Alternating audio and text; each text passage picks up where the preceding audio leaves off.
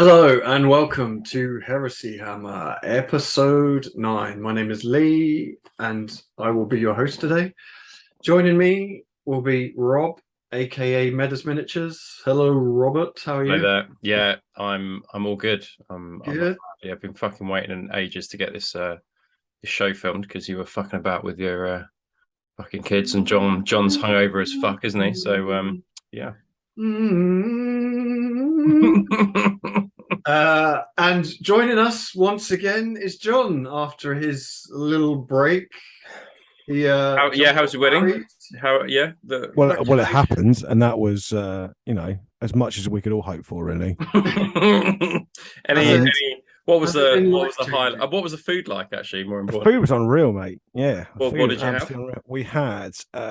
We did a hog roast for lunch, and then we did one of our little local pizza restaurants came and did like wood-fired pizzas for everyone for dinner, and then copious amounts of snacks in the meantime. Yeah, I mean, me and Lee wouldn't know because we weren't there. So listen, I barely consider you two as acquaintances, let alone friends worthy of spending money on. So. And then we did talk that Paul might be invited to the wedding because he wasn't also on the show, but actually he was on holiday apparently. Listen, I think it's a kind of a very poorly kept secret that I like Paul the least. So. I mean, he was never going to be coming, was he? Let's be fair. I mean, there's one thing I do have to comment on your wedding. So what people don't know is we have a fucking nightmare trying to fit everyone in at the same get everyone together at the same time to record. And for the last couple of months, all we've ever heard from John is, "Oh, I can't do it. I'm planning for my wedding." And the only picture I've seen from your wedding, you're stood in a fucking field. How much planning does it take to stand in a fucking field? Listen, I can go do it now. I just got to drive a couple of miles. I can stand in the field. What I didn't do a great deal of planning at all. What I offered was moral support. Right. That was that was the extent of my responsibility. Really, yeah. Moral support and getting things. I'm looking forward to the rebrand now, though. That John has now got time to do the inevitable rebrand of Heresy Hammer that he's been talking about for some time. Oh, that'll never happen. Don't worry. Yeah, I fucking thought so. Yeah. So you'll also notice that Paul isn't here. So Paul messaged us about 6 o'clock this morning, like a whiny little bitch, saying 6:08. Far too ill to sit in a room and talk. He's so ill he can't just sit in a room and talk. So if you want to, like, at Ranko30k, so go and unfollow him on Instagram. Don't forget to DM him first before you unfollow him. just tell him what a cunt he is. And at the end of the show, we'll be putting up an email address. So if you'd like to send us CVs, we'll be recruiting for a new pool. Gotta be bold. Preferably bald. Yeah. Bald, liking for 90s hip hops, a deep hatred of salamanders. And an inability to ever be anywhere to record is what's needed. So stick that on the CV. You need to be a kind of a really low-key, excellent painter, and at the same time a complete letdown in every facet of life.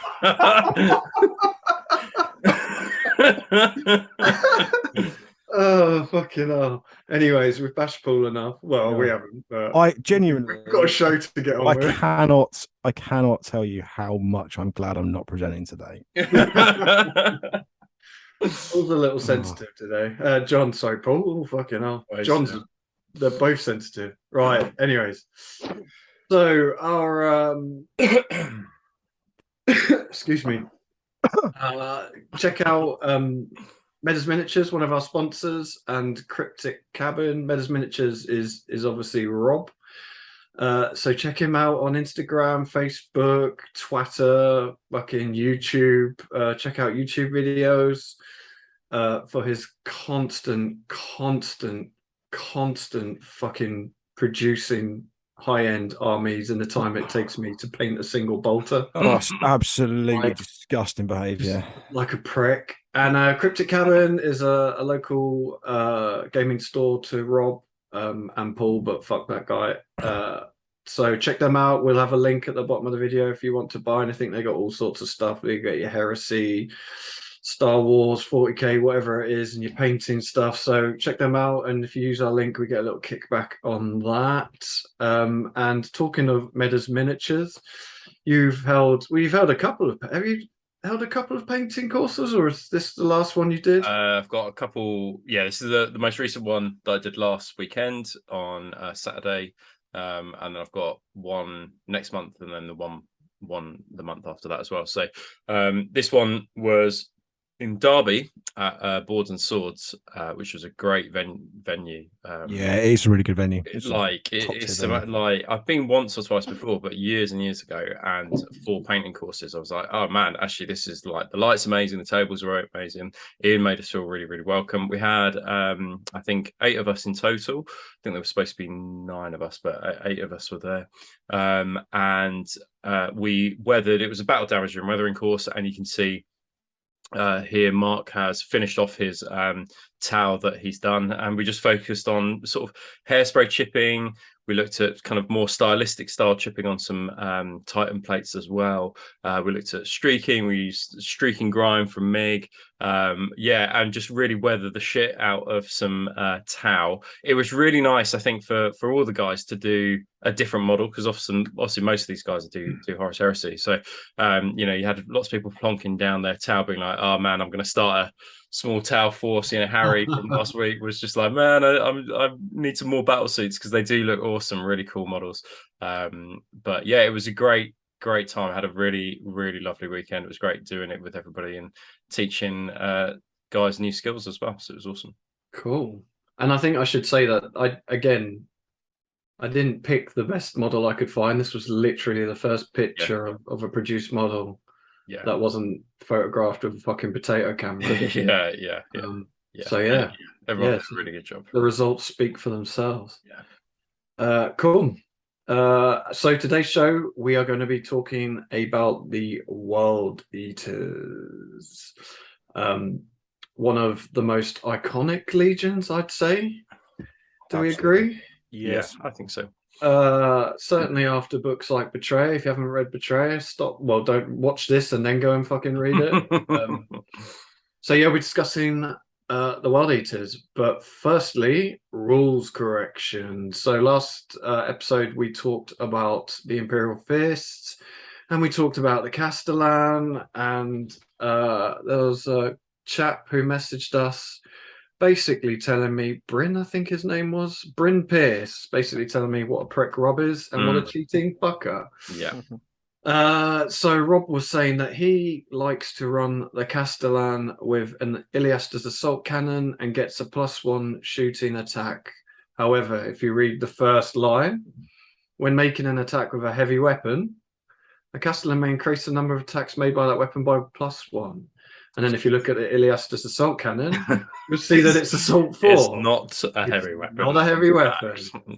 So you don't get that extra attack. I'm sure. I'm sure. I'm sure it's a rules as written, rules as intended thing, right? I'm sure it's that. Yeah. So we're not angry, Rob. We're just disappointed. Yeah, disappointed myself as well, right? Every game I think I've played of Horus Heresy since 2.0 has come out, I think I have cheated. I feel like everyone has cheated somewhere. Done something wrong. There's some obscure rule that no one knows. It's a good thing to know that, but I think you're just quite limited. I think heavy bolter and autocannon, you're literally never going to go for that, so you just won't get your +1.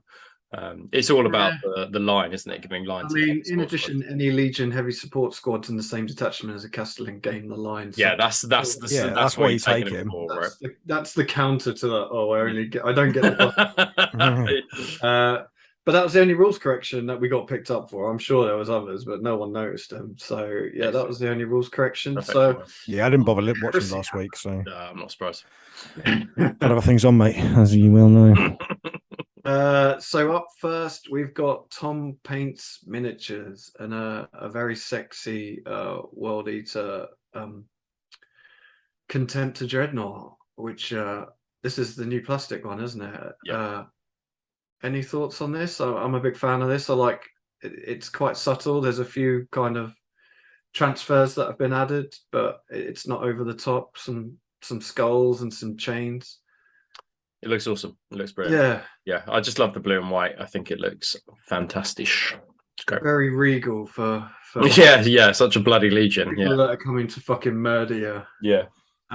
So yeah, go check out Tom Pate's miniatures. He's got quite a few World Eaters up, but this one kind of caught my eye.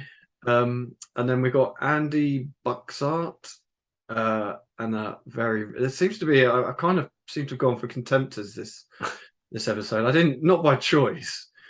I mean, you did literally choose them. So well, but they're just, I don't know. They just, all right, fucking hell. Yeah, I think the biggest compliment you can kind of pay to this, and I do mean this as a huge compliment, is that I think you could write at Andy Wardle artwork underneath this, and you would not necessarily be able to kind of distinguish it from the one that Andy did for his tutorial recently. It is really good. The way it's lit is absolutely perfect. I love like the lodge coins that are sort of stuck to the side of him. Yeah, I think it's what like this is.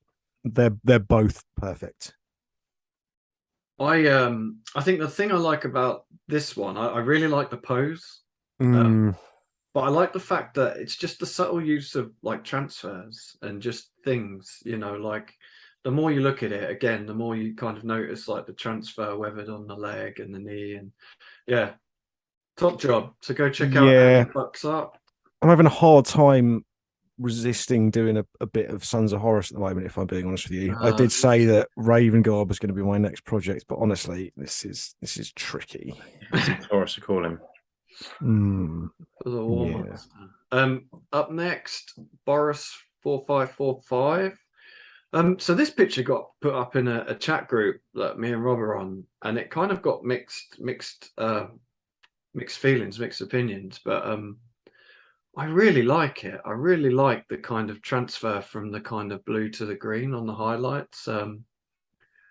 Any thoughts on this, Rob? Just different, isn't it? I mean, that's the thing about, like, I painted an Alpha Legion yesterday, and they're pretty. The Alpha Legion schemes you get are either done with Tamiya clears or they're done with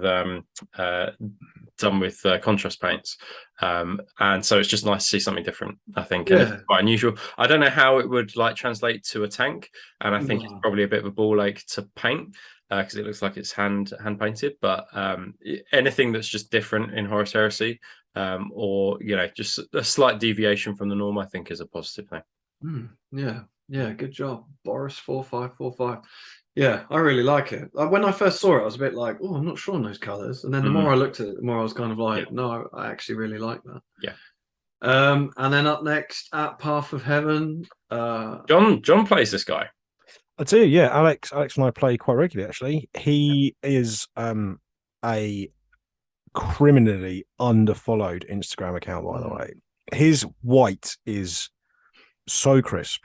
And I cannot begin to tell you how perfect the white that he does is, both in terms of kind of, I think, the contrast, and it's quite kind of a Rob-esque kind of quite high contrast in terms of the kind of where the lights and the darks are, but just the transition between the colors is just amazing. Like if I could paint white this well, it looks great, I would do a White as God's Army, to be honest with you. And it's really nice contrast with the metallic red.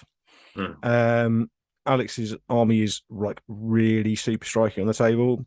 I know he's got kind of a few sort of older units that he's kind of quite keen to kind of go back and redo. And like when you see the stuff he's done recently, you can probably see why, because it's just like so good. Yeah, he's a top bloke as well. Super nice guy, really good Warhammerist, really good hobbyist. Go and give him a follow. I mean, besides being like awesomely painted, it was the metallic red that kind of caught my eye on these ones. It's just slightly different. It's just different, isn't it? Yeah, that's it. Yeah. It looks so good. Awesome.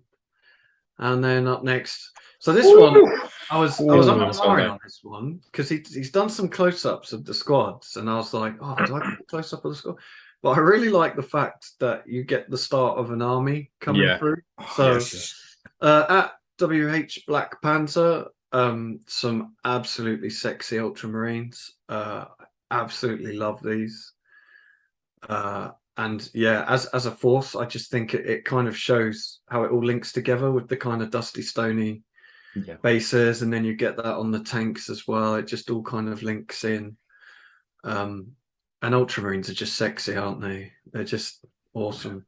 It's great transfer placement, great stripe placement as well, I think, and like the spot colors of the white is just really well done. It looks fantastic, and the bases are great as well.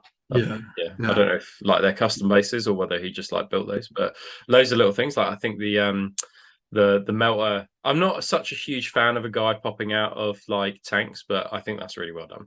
It's a bit odd, isn't it? Yeah, I'm in this big armored thing, and I'm going to stick my head out the top. We'll have this conversation later. yeah. But for me, when you get like a new project in mind and you kind of get to this sort of point, this is when the knickers start to get really fizzy, because you kind of look at it and kind of go, oh fucking hell. Yeah. I've done a good job here. And now you can then start to get going at all of the kind of really interesting stuff. Not the Tat Marines, Spartan and Rhino isn't particularly interesting, and he's done a good job of making like basically the spine of the force, isn't it? Yeah. But yeah, you're kind of like there, like I could go and play a game with these guys now if I wanted to. Yeah, this is great. Like the only thing I'd change would be if you look at the squad on the bottom right, the sergeant holding the sword in the air. Wait, who he's standing on? Yeah, like get the I'd change that for a salamander. Sorry about Horus has got all those guys. Sorry, what were you going to say, John? What? I don't know. I think I said that sort of Horus has commandeered all of the dead salamanders. Yeah, awesome. I love seeing pictures like this. I love seeing armies coming together. Yeah, awesome job. Right, we need more pictures of like new armies getting to this sort of point, please. If people have got bigger collections of stuff, we need well photographed kind of little collections like this. This is good. I want to see more of this, please. It's kind of one of the things people always comment on at kind of events, isn't it? It's one of the favorite things is going around and looking at armies when they're it's all the best thing. But no one ever takes pictures of their armies. We always because it's really difficult to photograph. That's why. With the phone, it's really. And just getting it all out on a table, having a space to just get it all out. But yeah, it's definitely something we should do more of. So if you are, make sure you hashtag heresyhammer. And we'd love to see pictures of armies. So next one's a bit weird. So I've gone for some terrain. Yeah. So at Apostate Terrain, now I'm pretty sure, but my memory could be failing me here, that this was a chap that contacted us, reference an event.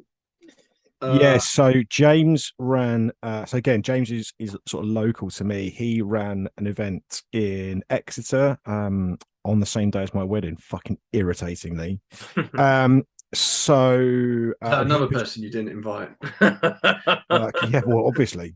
Yeah. And he is an unreal terrain builder. So he's got a huge collection, I think about 10 or a dozen kind of really highly detailed, kind of like really scenic tables.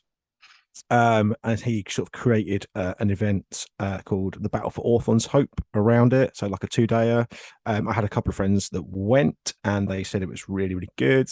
And I think now all of the boards are a permanent fixture at Union County Games in Exeter, which, by the way, is a really, really good venue. If you're kind of local to the sort of Cornwall, Devon, Dorset, Somerset area, Union County is really, really good. Lewis, the guy who runs it's super sound. They've got about 25, 30 tables there. Loads of stock, loads of paints. Yeah, I would wholeheartedly recommend if you're in the area. The tables look fucking insane. They are insane. They are insane. He's been putting pictures up of all the tables. It was quite like hard to pick one just to choose. I kind of went with this one because I love the image of the Spartan, like breaching the wall. The breach in the wall, like it just looks so thematic. But again, it's kind of something that no one really ever talks about. But terrain's almost like the third piece of the puzzle, isn't it?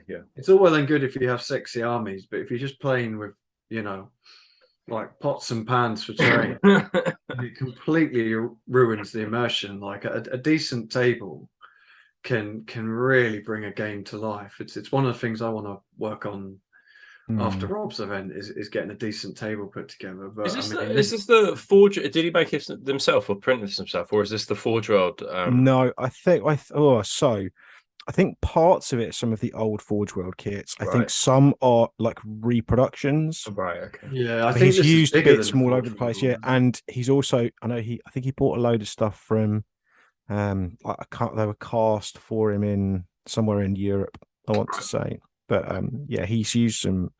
I hate to think how much money's gone into these. Man, like, yeah, I was just thinking, like, what an investment, man. Yeah. But you know, if you're spending like, I mean, I know it's cheaper now with the plastics, but you're still sticking a few £100 into an army, aren't you? Yeah, might as well. Yeah. Why not spend a few hundred on the table? Yeah, I think that'll be my next project over winter now when I clear the garage back out. So yeah, I've got all the bits. I need to buy a map, but I've got all the bits. I just need to fucking start building it, and I've been acquiring stuff on eBay. All these habs and stuff they've been releasing with Kill Team, is it? I think there's some really good terrain coming out, which is an absolute piece of piss to put together. Cool. So that's going to be. Who painted this dreadnought, Lee? Huh? I said, who painted this dreadnought? So this dreadnought is a friend of ours, Rob's old flatmate, wasn't it? Yeah, we went to school together, and I got him into, when we lived in Reading, I got James into James into Warhammer. So Rob, essentially, like if you want to learn about grooming, like grooming, Rob moved in with a vulnerable person. Essentially turned the house into a gaming den. It was literally that, right? Like we had in a living room, we had how drug gangs will take over someone's house to sell drugs. Resin cracks. So he's not on Instagram.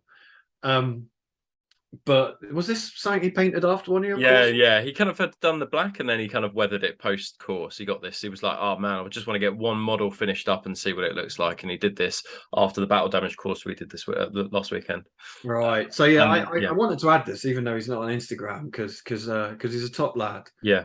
And it's fucking awesome. Yeah, so, he's done a great job with it. It's like, he should be really proud of it as well, because it was like before the course, he was like, "Oh, I don't know what to do. You know, it doesn't look quite right." And then he's produced this, and I think the base in particular looks like it's really, really great. I mean, he needs to finish painting the black bit around the base.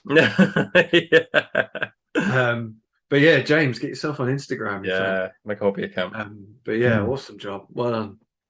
It's good to see him back in the hobby as well. Oh, mate, yeah. He's had 2 kids since I lived with him, so he's a bit busy. Hands full.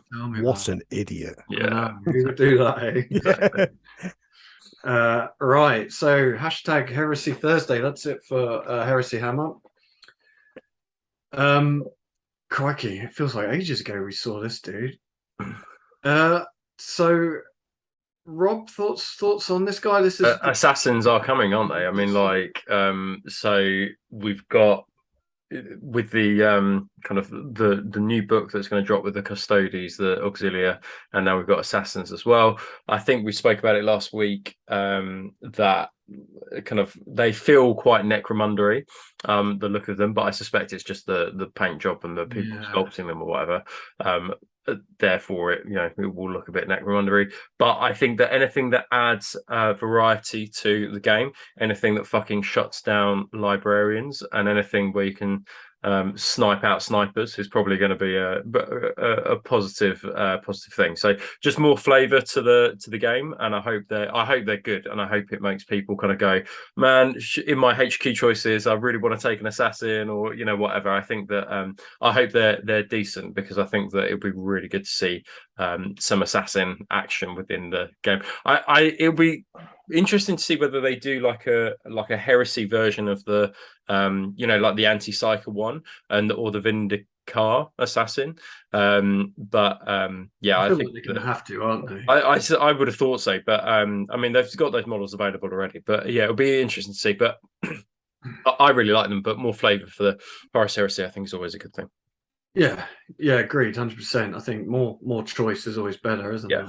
Yeah. So, it's more money to spend though. I just want the fucking rules now, though. That's Same. So, yeah, definitely. Yeah, cool model. And we also had a new exemplary battle unit, which was for the Thousand Suns Numerologist Cabal. There is some. There is a little bit of controversy around this. So I'm not sure. It might have been when you were sort of mid-wedding, John. But I don't know if you saw the message with this, but somebody had applied to be a rules writer at. Yes, no, I had seen this. Yeah. And then, but it looks like they also run the Bad Ab War kind of Facebook group and have been writing kind of Horus Heresy rules for the Bad Ab War, kind of more up to date rules. And they basically were like, you have to submit a unit as part of the interview process.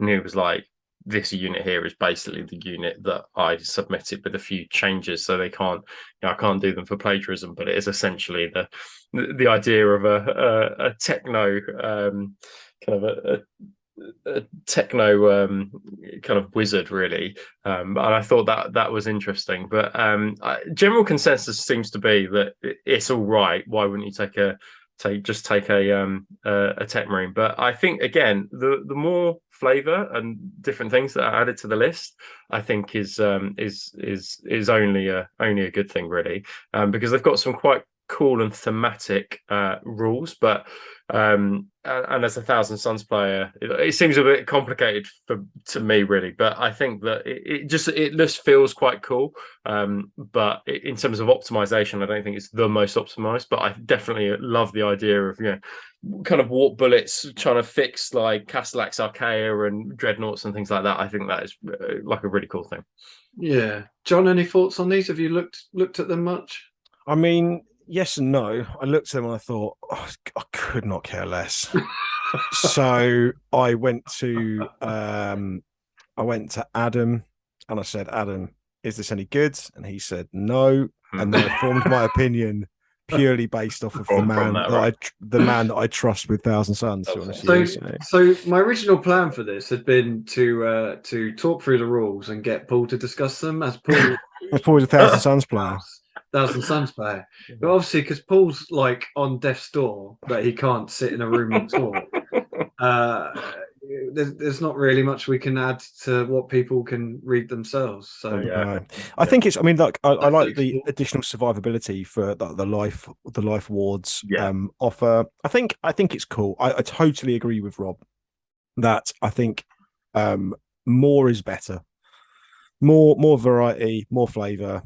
Someone will find a use for this. Someone will just really like it. It will sort of, they'll have read a passage in a book, or it will really speak to them, and now they can field it in games, and that in itself is really cool. So I think, regardless of how optimized it is, I think we still need to be, kind of applauding the fact that we're still getting these. I think so. 100%, because this is what we were moaning about, wasn't it? Pre 2.0. Oh, we never get new. We're in a content vacuum where there was nothing, and now we're in a kind of this just like content bombard, and we're still getting these things. Like, they could have easily have scrapped what they were going to continue doing with the exemplary battles. It would have been really easy, and probably no one really would have kind of batted an eyelid or cared. But the fact they're continuing kind of going with them, I think is really cool. Yeah, no, 100%. Like I say, more's better. Like, it's rubbish. You don't like it, don't use it. Exactly.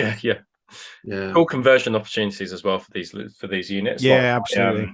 The exemplary battle, like Reaver Chieftains, I've made up a 5-man squad just to take as a HQ choice. And like the conversion potential, it's cool because nobody else in the world is going to have that unit in the way that I've converted it, because those models don't exist. So I think that in itself is just a cool thing to see. I'm exactly the same. So I'm currently midway through assembling 5 Dominators for my Iron Warriors, and again, like, absolutely just like cannot wait to get them painted. And for me, that's what I love about these units, is it's a little throwback to like the start of the Heresy, when you didn't have models for half these units. You had to make your own. You had to make conversions or come up with your own ideas.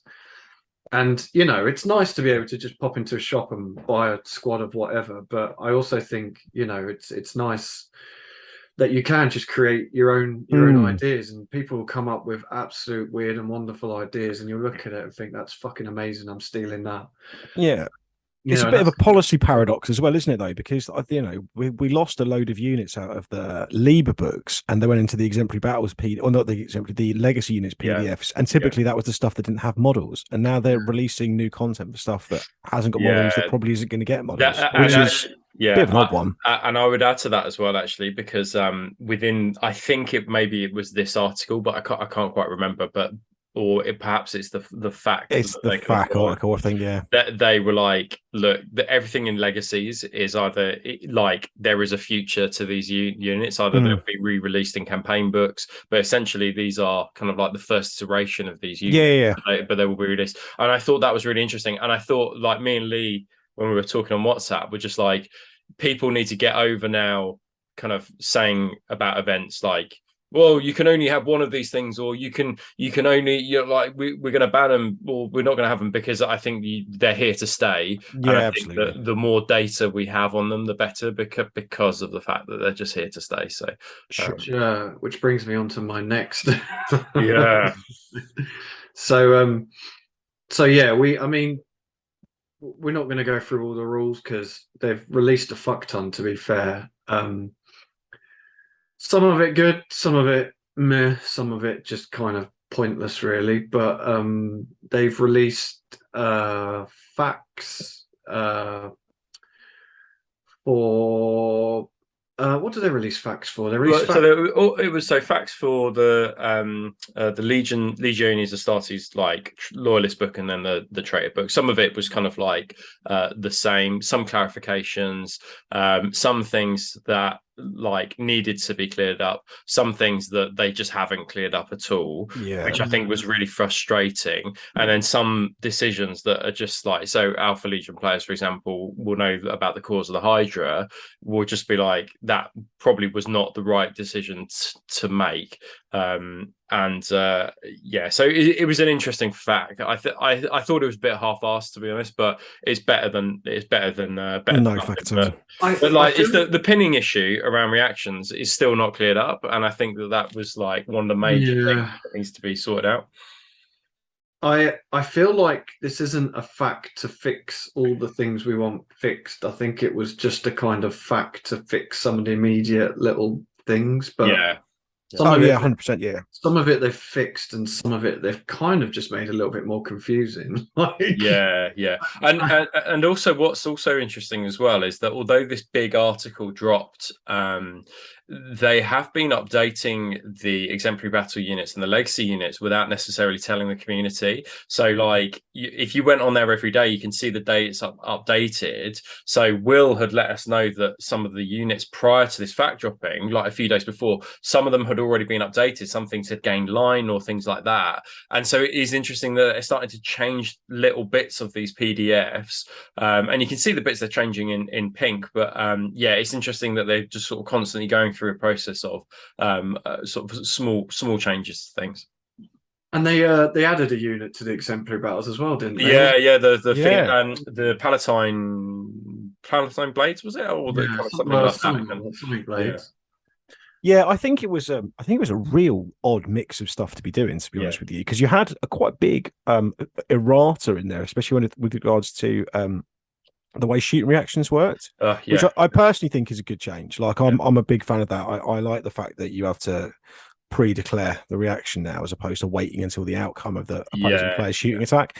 I think that's really good. But that's quite a big. If you're only going to do essentially like one thing, doing that I felt was a bit of a big one to do for sort of first time round. I would have kind of thought, to be honest with you, that would sort of rules change would have waited for something further down the line. Like, the game's not even not even 3 months old, and we're already getting kind of quite a big sort of fundamental rules change like that, which I think is good, because it shows that they're kind of listening and paying attention, and perhaps we'll see kind of more regular updates, which again, we've been led to believe that we will. So even with that one, they didn't write it that clearly, did they? No. I mean, someone someone needs to do a bit more copywriting, I think, to be honest with you, or maybe even employ an outside copywriter, because there is a lot of convolution in some of the way that some stuff is written, I think, and that's always been a bit of a problem. You everything with regards to rules needs to be as black and white as possible, and there's a lot of grey, I think, that exists in these books. But it creates debate if nothing else. So, and if they do fact it, which they have done on a few kind of issues, then all more power to them, really. Yeah. And the only other thing I wanted to mention was in the legacies of the Mechanicum units. Yeah, they've reintroduced the Land Raider and the Macro Carad, which absolutely. And I like the fact they've done the Land Raider and the Macro Carad, because the Land Raider was the original one that they put in the first book. Yeah. And then they kind of changed it to the Macro Carad, but it was still basically a Land Raider. Yeah. And now they're two separate units. So there's some stuff in there that I just look at and I'm like, what the fuck were you thinking? Like, what even is that? But I'm a big fan of things like that. It's just a throwback to the original. I mean, book one, essentially. So I'm a big fan of that. Yeah.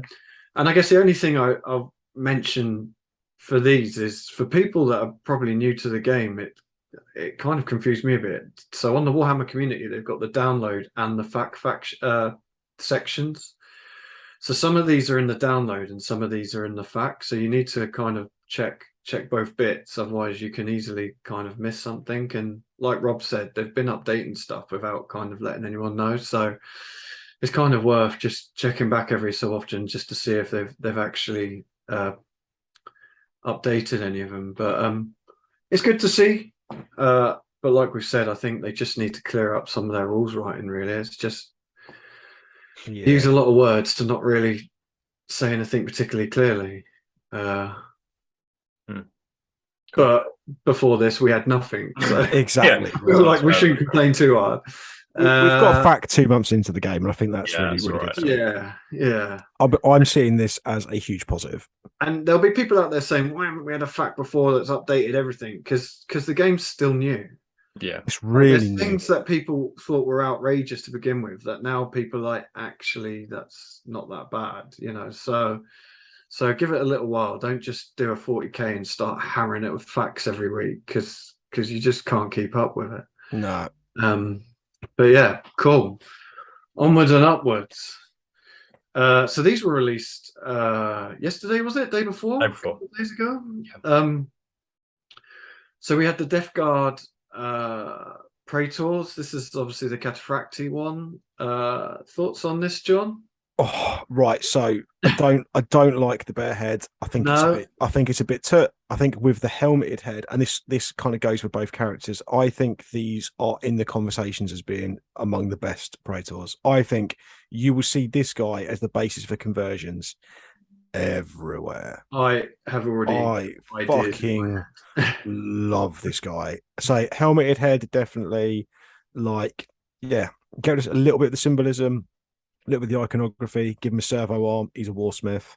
I think he'll fit into loads of arms. I think he'd quite with kind of the sensors that he's kind of got. Like, I think he could almost make quite a cool Dark Angel. Yeah. I think this guy is brilliant. I'm not kind of quite sold on the kind of LARP style like Fomax that he's got, but sort of like a bit like Fisher Price. But other than that, I would say it's more like a hammer than an axe, isn't it? It's sort of you're better off just hitting people with the flat bit, like the flat blade, as opposed to the back of it, because that's more pointy than the front of it. But overall, I think this and the power armored one were both top tier. But those bare heads can go immediately into the closest bin. He looks stubby and chunky as fuck, and it would have been really good to see a side-by-side comparison with just a Cataphracti Terminator, I think, just to see, because I suspect he's really wide, but also quite tall as well. He looks like a complete chode, because he looks quite quite stubby, but I suspect this is quite a hulking. I mean, if that's a 40mm base, right? Like, he's filling up that base. And when you compare it to that, you're like, fuck, this guy is huge. The problem with the head is it's just literally twigged as to what model it reminds me. It reminds me of back in the Warhammer Fantasy days. He reminds me of the Dark Emissary from the Albion campaign. Yeah. And I can't unsee it now. And just bang the helmet head. The helmet head's so good. Why would you not want to run it? It's so good. Yeah, so good. Yeah. I mean, the one thing I would say with the head is because this seems to be quite a bigger than your kind of plastic cataphracti. Like you could probably fit any kind of bear head in there. I think so. You don't have to run that, do you? I don't think it would take much work to fit a normal head in there. That head would look quite cool on like a librarian maybe as well. Yeah. Anyway, by the by, run the helmeted one. Don't be a twat. I'm the same as you guys. I absolutely love it. I'm a big fan of the augury scanner strapped to his leg. Yeah, it's just so good. It's really fucking good. Can Terminators even take augury scanners? Well, they can now. As soon as I saw this, I was like, ooh. Yeah, it's hot. I'm going to use this as a word bearer or something like. It's fucking hot. What a waste. But it wasn't. But I now can't unsee that axe. To be fair, like I hadn't noticed that before. Yeah, the chunk in it. And then the power armor Praetor. What you'll do, the first thing that every single Death Guard player I think in the entire world is going to do is cut off the scythe and just put a banner pole in his arm. Yeah, and just make him into a herald because I think that's where he belongs. Again, really cool. I think, I fucking love these. These are really good. So the middle bit's quite similar to the Praetors that came in the box, isn't it? With the big round armored thing, which I think really works here with the incense thing in the middle. Like I think that looks fucking cool. The only thing for me on this model is the chainmail under the arms. I'm not entirely convinced about it. I think it works, but I think it makes him look like he's got little stumpy arms when he has them. I'm kind of cool with it, to be honest with you. In fact, I think I am going to turn this guy into a herald for my Iron Warriors. I mean, he's perfect for Iron Warriors, isn't he? Yeah. Yes. Rob, thoughts on this one, mate? I mean, again, he's an absolute fucking whopper. So if you think about him being a 32 mil, like on a 32 mil base, he's fucking he's spilling out over it, isn't he? So I think these are big old models. I hadn't considered like the Herald kind of like conversion. You can't do it now. I've said I'm doing it. But I think that's genius. And I think our friend Jason pointed out that the head is really clever because you've got the bear head with the muzzle. But then the helmeted version is literally just that muzzle with like a top element. So good, which I think is really good, really clever. Good. I'd be curious to see the head, whether you can like move it or whether it's in fixed, because I think it's at a slightly odd angle.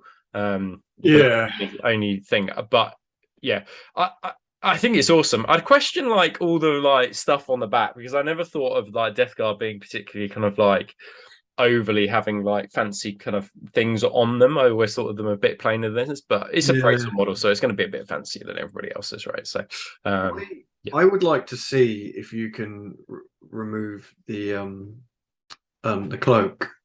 Yeah, I suspect so. But the problem I think you've got with that, like a lot of these things, is that the moment you remove the cloak, there won't be the rest of the Death Guard symbol won't be there. So you can't just like take it off. I think that, like then replace the shoulder. Yeah. So, but we'll wait and see. And I think that cloak adds half the chonk to this model. It's fucking huge. Yeah. He doesn't look quite as fucking hench, but I mean, with or without, I would rather run it without if I was going to do a conversion on this guy. Yeah, I agree. Yeah, but I mean, fucking awesome model. You're going to see quite a few of these, aren't you? It's an easy win. They're knocking it out of the park with these Praetor models, aren't they? Like, they've stepped it up. They're brilliant. I think that is it. So if we take a little break here, and then when we come back, we'll dive into the World Eaters. Awesome. In a bit.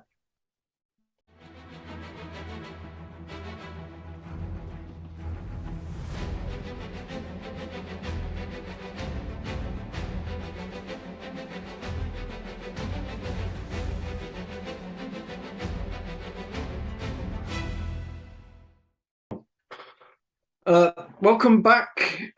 In this section, we're going to be talking about what I think is one of the most iconic legions of the Heresy, the mighty 12th Legion, the World Eaters. Show me a person who hasn't at some point said, I want a World Eaters army, and I will show you a liar. Usually after they're halfway through Betrayer. I know, right?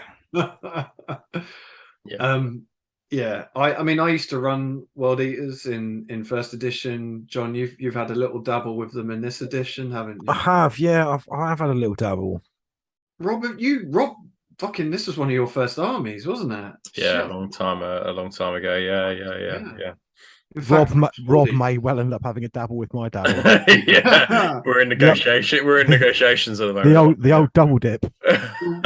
World Eaters are essentially what got me into the Heresy. Yeah, so, old school. They were like early, really clean World Eaters. I definitely did them differently now. Yeah. But I think one of the things that I would say is particularly, and I think people will often quote Betrayer as one of the kind of like the cooler books, but I think that ADB did a really good job at sort of like adding character to their madness, I think, and 100%. Gave a lot of personality to a traitor legion that perhaps we hadn't quite seen before, and just made them cool as fuck, like this embittered legion who were once quite noble, due to the fact that they'd had this kind of operation done and inserted the butcher's nails, had just become sort of ravening madmen, really, and perhaps against their will as well. The sort of tragedy of it. They'd made a bargain that they hadn't quite know what the consequences would be to emulate their Primarch, and then because of that they resented them. So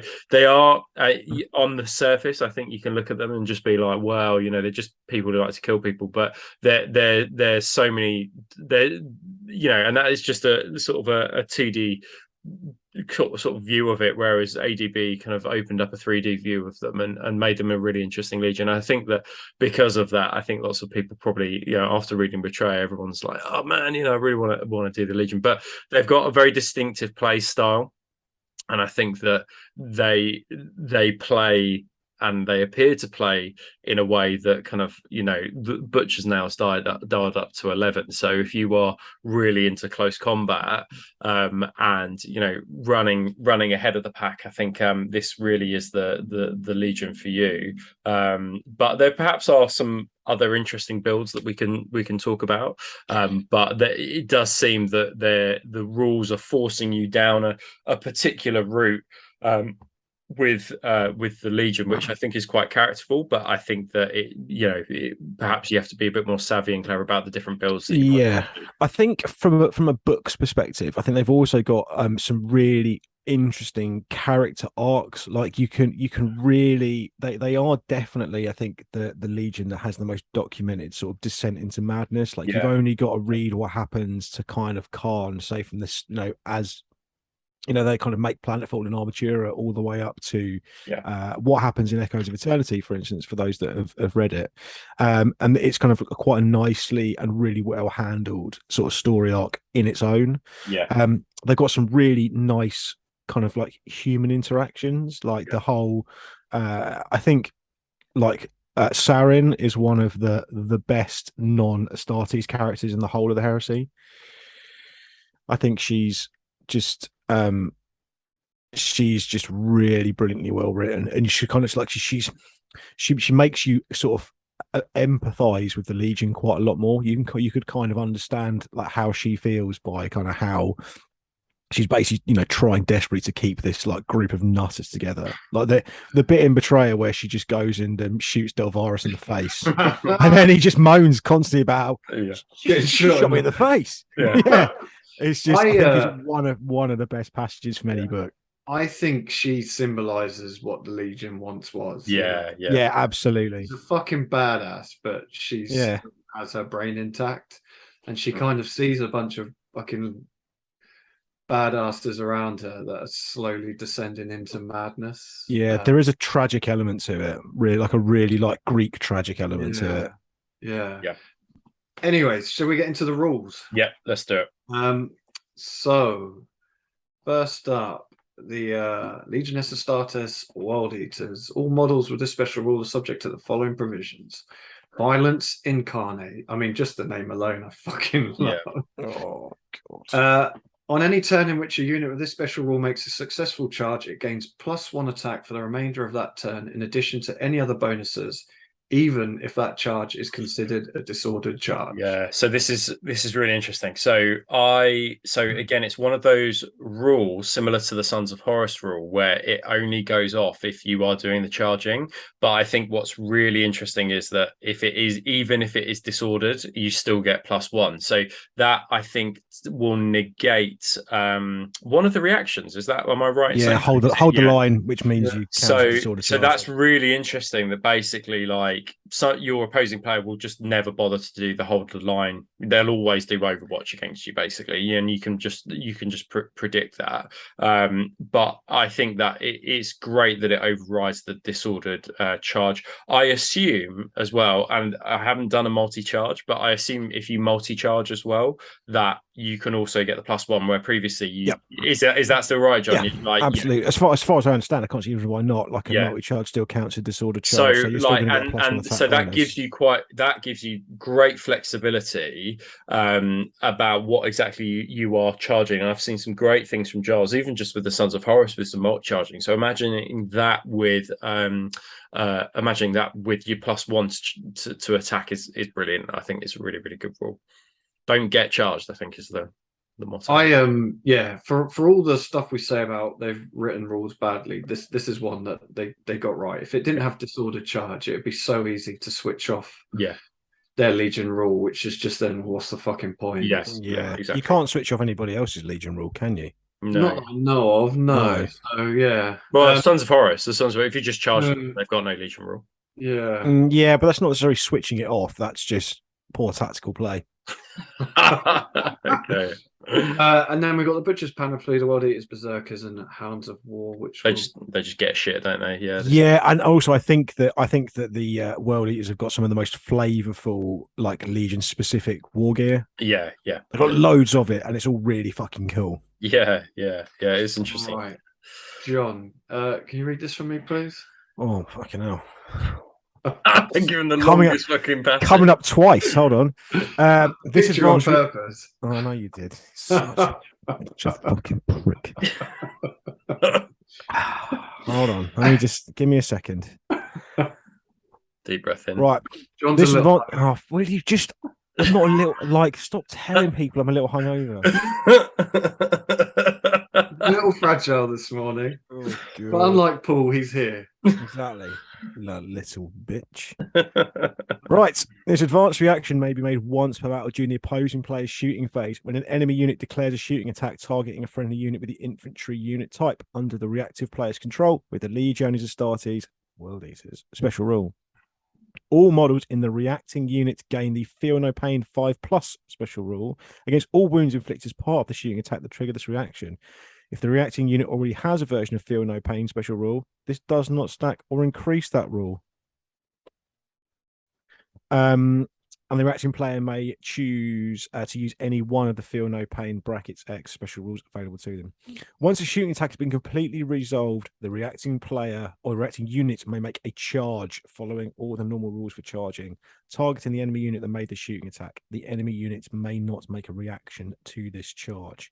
And spoiler alerts, you can actually get some quite tasty buffs to your charging as well. So this is a big boy. I think this is a really thematic, world eatery reaction. I think this is. I really wish that this had been called Our Turn rather than the side, right? Yeah. I think they missed an absolute trick not calling it that.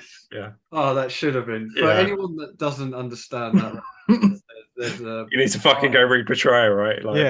Betrayer, where they've been getting absolutely hammered by the Ultramarines, aren't they? They're trying to charge the Ultramarines and they're just getting shot to fuck. And is it Khan who says it? Yeah. Just before the nails bite, Yeah, Khan literally just says Our Turn, and they get into these Ultramarines and fucking fuck their shit. Fucking brilliant. Yeah. So this is based this rule is now known. That's our turn. Yeah.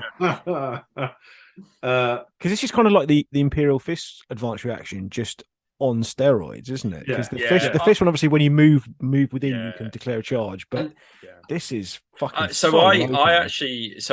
think the fist one is slightly better because you shut down the shooting, right? I think that's the key thing about that. So that unit has been shut down from doing anything because you're assaulting them out of turn. This one is great that it's got the feel no pain, but I with this close combat army, I suspect that lots of your close combat units, you're going to have apothecaries in them to make them more survivable. Yeah, but you can bait people into it because you can still use either or. But what you're doing is you chuck your big unit of rampagers with jump packs like right in front of someone, and you're like, well, you can shoot me. If you shoot me, I'm going to charge you. Yeah. So, but then the really positive thing is that it shuts down the Overwatch as well, right? So you're not suffering 2 rounds of 2 rounds of the shooting. That's the hardest thing for close combat armies, isn't it? There's so much shooting potentially in this version of the game that even just shooting down one turn of shooting from your opponent, it could be the difference between life and death. Really. Agreed. Yeah, so I think this is good. I think that I still think it's slightly it's not quite as good as the Imperial Fist or the Space Wars one, but it's certainly thematic and shuts down the Overwatch, I think. Yeah, but cool. Personally. Right, up next, World Eater Warlord traits. Warlord with Legion as a starter as World Eaters. Special rule may select a Warlord trait from among those listed below instead of selecting one of the core Warlord traits. So the first one is Blood Hunger, traitor only. This Warlord trait may only be selected by a model with a traitor allegiance. A Warlord with this trait gains a bonus wound whenever a melee attack it has made causes an enemy model to be removed as a casualty. This may raise the model's wounds score above its starting value, but no higher than 6 wounds. In addition, a Warlord with this trait and any unit he has joined must declare a charge in any of the controlling player's assault phases where there is an enemy unit within 12 inches and line of sight of the Warlord or its unit, and must always target the closest enemy unit if possible. Furthermore, an army whose Warlord has this trait may make an additional reaction during the opposing player's movement phase, as long as the Warlord has not been removed as a casualty. Yeah, so I'd be interested to see if John's used this one previously, but I can really see you putting this on like a group of a Praetor with or a champion with a jump pack and putting them with like rampagers or like a command squad. Then very early game, going to try and get some like very basic bitch kind of like tactical guys, and because rampagers can take the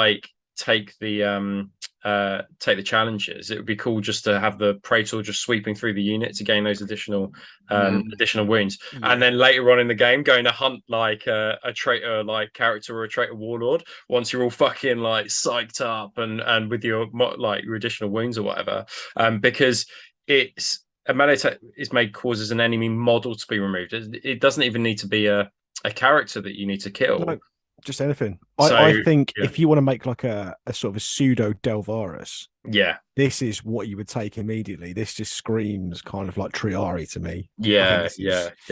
This is cool. I think you want to get in early though to make the most of this. Like you've got to try and assault as early as you can, get some additional wounds, and then fuck off and go hunt by turn 4 or 5 your opponent's warlord. I think would be quite cool, quite thematic, I think. Cool. Rob, can you read the next one? Yeah, so Cloaked in Blood. Any model that does not have the World Eater special rule must reduce its leadership by -2 while locked in combat with this warlord or any unit that includes this warlord. In addition, an army whose warlord has this trait may make an additional reaction during the opposing player's movement phase as long as the warlord has not been removed as a casualty. I think that's really strong, right? I think that basically if you can win the combat, you're gonna sweep him. Like -2 is nuts. Really, really good. Should I do the Butcher's Clause as well? Yeah, I mean the only thing I'd say with that Cloaked in Blood is I mean it is strong, but my only thought of World Eaters is if you're hitting something in combat, you want to be pretty much decimating just wiping it out completely. Yeah. But yeah, please, mate. Butcher's Claw. So when a warlord with this trait and all models with the World Eater special rule in a unit that it has joined gained a bonus attack from the Violence Incarnate clause of the Legionis Astartes World Eater special rule. They also gain +1 strength for the remainder of that term. In addition, any army whose warlord has this trait may make an additional reaction during the opposing player's assault phase, as long as the warlord has not been removed as a casualty. That's pretty good. +1 strength for the entire unit. You're probably going to want to make your unit kind of, it'll be interesting to see later on whether we can synergize that with the Rampagers or the Red Butchers or another kind of unit and see if that works quite effectively. But +1 strength and +1 attack is always going to be fucking welcome, isn't it? Yes. I mean, bear in mind, by the way, they don't gain an additional attack. No. Oh, it's just a case of if they benefit from the additional attack that the Legion. Then they get +1 strength. Yeah, yeah. So combine synergizing those two rules, +1 attack and then +1. Yeah. I feel like warlord traits like this that benefit like a larger unit is always going to be strong. Because you're not just, like the wounds one is cool, but you're literally doing it to one model. Yeah. Which can still be doubled out. Yeah. Whereas this is, you stick this in with some Red Butchers or Rampagers or whatever, and then it's going to be suddenly it's affecting a larger unit. But I think the thing I like about all of these is they're all really fucking thematic. I think so. They're really cool. I find it really tough to choose which one I would do. I think that you would your Praetor, your character model, depending on which warlord trait you use, would I think depend on which unit then you would put that with. I'm curious about the +1 strength because I think that's, for me, I think that's the one. I think that a lot of Blood Hunger is so fucking cool. If you just want to create like an unkillable Mega Man, I say an unkillable Mega Man, like he might have 6 wounds, but he's still going to get like doubled out or Paragon bladed. Yeah. But yeah, it's very, very, very cool. Mm. I think personally, Butcher's Claws for me is the way to go. I think when we look at things like the Kadir weapons, I think that's where I want to say. Well, again, though, what's interesting, so you only get the +1 strength on the turn on the charge, right? So again, you need to be killing everything on that first turn. ABC, mate, always be charging. Yeah. Which is what World Eaters want to be doing anyways. Exactly. If they touch something, they just want to be fucking chewing straight through it. They don't want to be getting locked down in combat because then they lose their +1 attack. Yeah. And it just turns into a fuckfest. Absolutely. But cool. I do love the fact that there aren't any bad ones though, because previously it's always been like, well, everyone's just going to take that. So yeah. That's great. I think this is really unlike the Iron Warriors and unlike the Imperial Fists, I think this is a much harder choice, which I think is better. Yeah, agreed. And then up next is the Rights of War. Rob, do you want to read the Berserker one? Sure. Yeah. So it'd be interesting to see what units these synergize with, because I kind of felt that most people will probably go Berserker Assault. I think it gave the most amount of buffs, but I think there's some cool things that you could do with Crimson Path, I think. So all units composed of entirely of models with the World Eater special rule and attachment using this right add +2 to the distance move when running. That's fantastic, considering you got Blood Hunger, you got some movement phase reactions that you could potentially synergize that with. All units with the World Eater special rule gain a bonus of +2 to all charge rolls made for them, which is fucking amazing. And then you combine that with a Contemptor. That means that they'll get +3 on the charge rate. So that is fucking awesome. All units composed entirely of models with World Eater special rule in attachment uses the right will gain a bonus of +1 to their leadership when making pinning tests. That is fucking brilliant. So, kind of negates Night Fight a little bit, there as well, if they're just running up the board and you haven't got transports for them.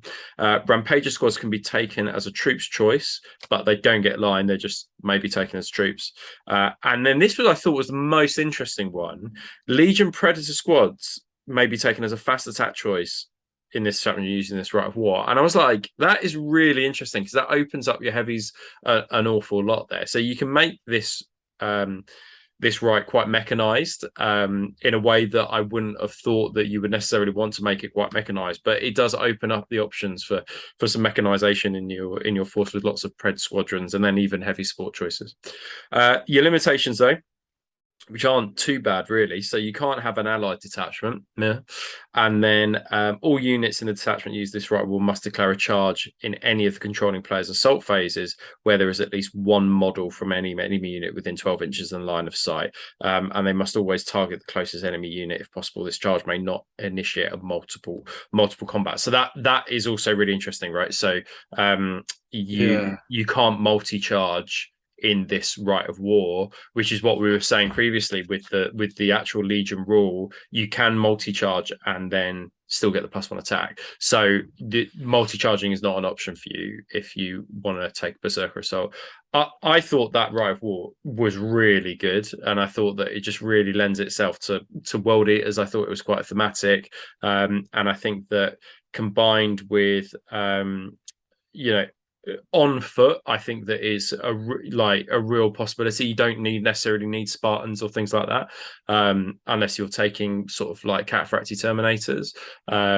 I thought jump packs, I think this would kind of really lend itself to really, really nicely, and Contemptors as well. I was like, those Contemptors will be quick as fuck getting up the board. Yeah, I really like this one. I think, if I was doing World Eaters, well, we haven't read the next one yet, but if I was doing World Eaters, I think this is how I would be looking at it. I really like the idea of assault squads being supported by kind of predators with really just Leviathans just running down. I think line battle tanks are just so fucking cool. The idea of like 6 predators is just absolutely. Blasting the enemy as the lunatics fucking run towards. Yeah, I love it. Yeah, I just think it looks cool. I'll read the next one. So the Crimson Path affects any unit composed entirely of models with both the infantry unit type and the Legionnaires Astartes World Eaters. Special rule ignores the first wound inflicted on that unit in each phase. No saves or damage mitigation rolls are made for this wound. It is simply discarded, and no other special rules may be triggered because of it. So John will know better than me, which is when can I choose which wound to take there? So if there's like a power fist attack, can I just be like, right, okay, well, I'm just going to ignore that one? Well, it's the first one. I mean, yes, in theory, you kind of could do. Yeah. It's quite useful as well if you've got like lots of assault troops or troops with jump packs that are like landing or like moving around difficult and dangerous terrain. Yeah, that's a good point, actually. Yeah. Okay, that's quite good. Yeah, I hadn't considered that. I really quite like this one. I mainly because I really like rampages, and having them as line I think is super useful. But I suppose what I'm saying is that so if I get a murderous strike, if somebody with their Paragon Blades tries to hit me with a murderous strike hit, and I'm just like, no, I'm not going to take that murderous strike because that's the first one, and then I'll take all the other ones. So fuck you. That is the I mean, you kind of can. I mean, you need to. I think it's one of those things you need to make your opponent aware of, so that they know that Obviously, like if you're in a tactical squad, for instance, and you suffer a wound, and then you suffer one because of like a Sergeant Strike Initiative 1, obviously, then it kind of negates that a little bit. But if you've got a character in a challenge and he makes 3 hits you 3 times and he makes a 6 with his Paragon Blade, you would be able to ignore that. Ignore that first one. Okay, cool. Okay, that's interesting. So that's quite it's quite situational, but could be quite useful. Reminds me of Gilliman's rule, maybe like that he previously used to have. Didn't he used to be able to like sack off the first I think first wound or something. Yeah. Okay, that's cool. Continue, Lee, as you were. All models with both the independent character and Legionnaires Astartes World Eater special rules in attachment using this right of war gain the It Will Not Die 5+ special rule whilst outside their own deployment zone. This does not stack with other versions of It Will Not Die X special rule, and the controlling player must select one version of the rule to use. They used to have something like this in the old version, didn't they?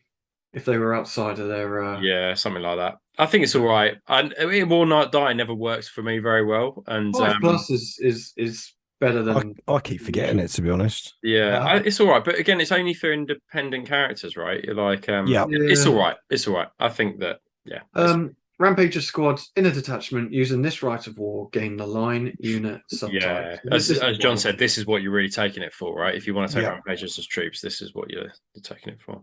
Well, they don't count as troops. They still would count as an elite's choice. But they got line. Yeah, they've got line. Yeah. Naughty. Okay. All right. Yeah, interesting. Yeah. Detachment used in this rite of war must include more units composed entirely of models with the infantry unit type than the total number of units that include one or more models with any other unit type combined. Right, okay. So you need more infantry, and you can only include a single heavy support choice. You can only include one Leviathan Talon. Yeah. Okay, Yeah. Or 3 land raiders. That's the same as the Pride of Legion now, isn't it? You're only allowed to take one heavy. Yeah. But now that a lot of heavy supports can be taken multiple choices for one selection, it's not as limiting as it used to be. Yeah. Yes and no. But the problem is I think you, especially after the fact this week, you do really want a Charybdis, and you really want to take a Charybdis and a Leviathan. Obviously, you can't because that would make 2 heavy support choices. Yeah, true. So for me, I think that the Berserker Assault is just clearly the better rite of war here. I would agree. And I think that I just feel it's a bit more thematic for World Eaters as well. I think Berserker Assault, they've got it spot on. I think it does everything you would want World Eaters to do. And I really love the idea of the sort of 6 Predators supporting a fuck ton of just on the ground and pound force of World Eaters. I think that's really, really cool. I still think deep striking Charybdis. Yeah, so we kind of glossed over it, but one of the kind of the changes that was made in the facts was that they gave the Charybdis Assault Claw deep strike, which you didn't have previously, which makes it so much more viable, and because it's still deep strike and an assault vehicle. Yeah. So you can't assault out of it first turn though, can you? It's just on the second turn you can assault. Is that right? No, I don't know. Yeah, I think you can assault out of it on the turn it arrives. Oh right. Oh fuck. Obviously it can be intercepted, but you can assault out of it, I'm pretty sure, on the turn it arrives. They need to fucking give that rule to the Dreadclaw. That's what they need to fucking it would make Dreadclaws super powerful. That's the only problem. But I think the thing with we'll come on to this in the Tactica section. I'll kind of give my thoughts in a minute once we've kind of gone through the rest of the rules. But cool. Yeah, just right.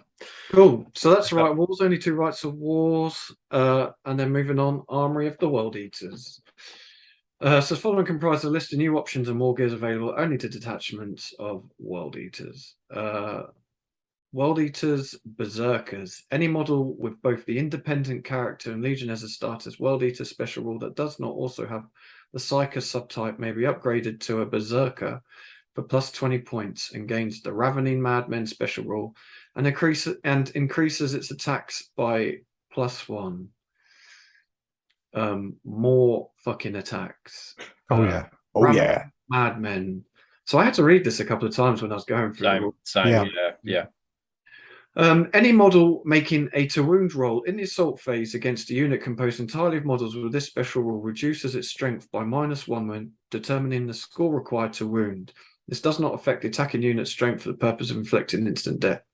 Additionally, any 2 hit rolls made in the assault phase targeting a unit that includes 1 or more models with this special rule always count the majority weapon skill of the target unit as free, regardless of the actual weapon skill of the models in that unit. A unit that includes models with this special rule may only be joined by models with this special rule or the Primarch Angron, and models with this special rule may not join a unit that includes any models without this special rule. So essentially, you have a squad of Ravening Madmen. Your opponent's squad attacks you. They're -1 to wound. Yeah. But they're hitting you as if you have weapon skill free. Yeah. So that's the obvious, there's a bonus that they're -1 strength. There's a negative that you're counted as weapon skill free. And this used to be a rule on the old Red Butchers in it did, yeah. Well, it is. I thought it used to be better than the old rule. So with the old Red Butchers, it just used to be everyone counted you as weapon skill. Free, I think. But you always hit. Didn't you always hit on 3s? But you got hit on 3s as well. Correct. That was the rule. Yeah, but now you get an extra strength essentially. Or sorry, your opponent's at -1 strength. So I I think this is kind of quite cool. Red Butchers are the only unit I think that has naturalized Ravening Madmen rule. Yeah. I think so. For 20 points, I think this is great if it did affect the instant death thresholds. But because it doesn't affect the instant death thresholds, I think that because it just balances out, because your opponent's going to be getting more hits because it's going to hit them on threes or whatever. But then they're going to be at -1 strength, so you're going to get. So they might as well not almost like not written this rule, but. Well, the thing you've got to bear in mind is obviously, so you can only, if you do this, he's going to act as either an independent character or he's going to go with Red Butchers. Now, obviously, we're talking about majority weapon skill, so the Butchers would have the majority weapon skill 3 anyway, regardless of if you gave your character that's attached to him this rule or not. So essentially, you just got to treat it as if you're giving him an extra attack for 20 points. I wouldn't probably put it on the Warlord. I would be, yeah, I mean, yes and no. I would be inclined to. I think if you put him, I don't think you want to put it on your Warlord. I think you put it on a support character, like a Legion champion, maybe. Okay, yeah. That goes into like a squad of Red Butchers. But yeah, I think other than that, you wouldn't bother. Or you create an absolute kind of like single, like a. A guy on his own, almost like a Moritat, but like a combat variant where he just kind of, bombs around with a jump pack, just kind of smacking up recon Marines and stuff like that, where the extra attack kind of, might mean like you're guaranteed to kill someone or something like that.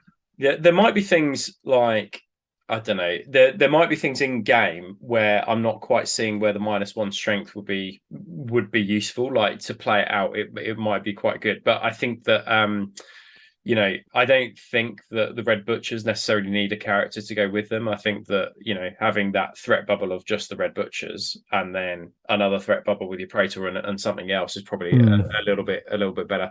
Me personally, I don't think it's worth it for just +1 attack. I think 20 points is quite a lot. I tend to agree. I love the fluff behind it, that basically they've just given themselves over to the nails and they don't give a fuck about protecting themselves. They just want to smash people in the face. So as a rule, again, I love it. I don't think it's a bad rule. I think, again, with most things so far, like take it or don't. It kind of depends how you want to run your list, really. It's not a bad rule. It's not an amazing rule. It's cool. I think if your story of your independent character or Praetor is that like it's post Isstvan 5, they've completely lost themselves to the nails, and they're just this like band of kind of scraggly guys running around, then it's like a perfect upgrade for your character, right? But 20 points is a lot for +1 attack, right? What have we got next? Savage Fervor. So any World Eaters can upgrade their chainswords to chain axe for no additional cost in points. So this is fucking awesome, basically. It's +1 strength for free, basically. I mean, take chain axes. There's no reason not to. There's literally exactly right. No reason not to. And obviously, if you combine that then with the Crimson Path Rite of War as well, you're strength 6 on the charge. Yeah. With Shred. But to be fair, strength 5 with Shred against strength 6 with Shred, like, I think it doesn't make enough of a difference. I still rather have the additional charging distance bonus and be winning off 3s rerolling as opposed to 2s rerolling. If you didn't have Shred, I'd say it's really worth looking at. But the only thing I'd say is we haven't seen the rules for solo auxiliary or militia yet. But you're going to be. I don't know if they'll have multi-wound units. Well, they will, but they'll be Ogrins. So Ogrins, potentially. Although they might not be toughness 3. They won't. I mean, Ogrins aren't going to be toughness 3. No. That'd be lunacy. What are you talking about? So you could potentially be doubling out militia or fucking demons. We haven't seen them yet. Yeah, true. These seem like a really obvious choice to take on destroyers. Yeah. Well, I mean, you just you get it for free, so like you're going to take it. Yeah.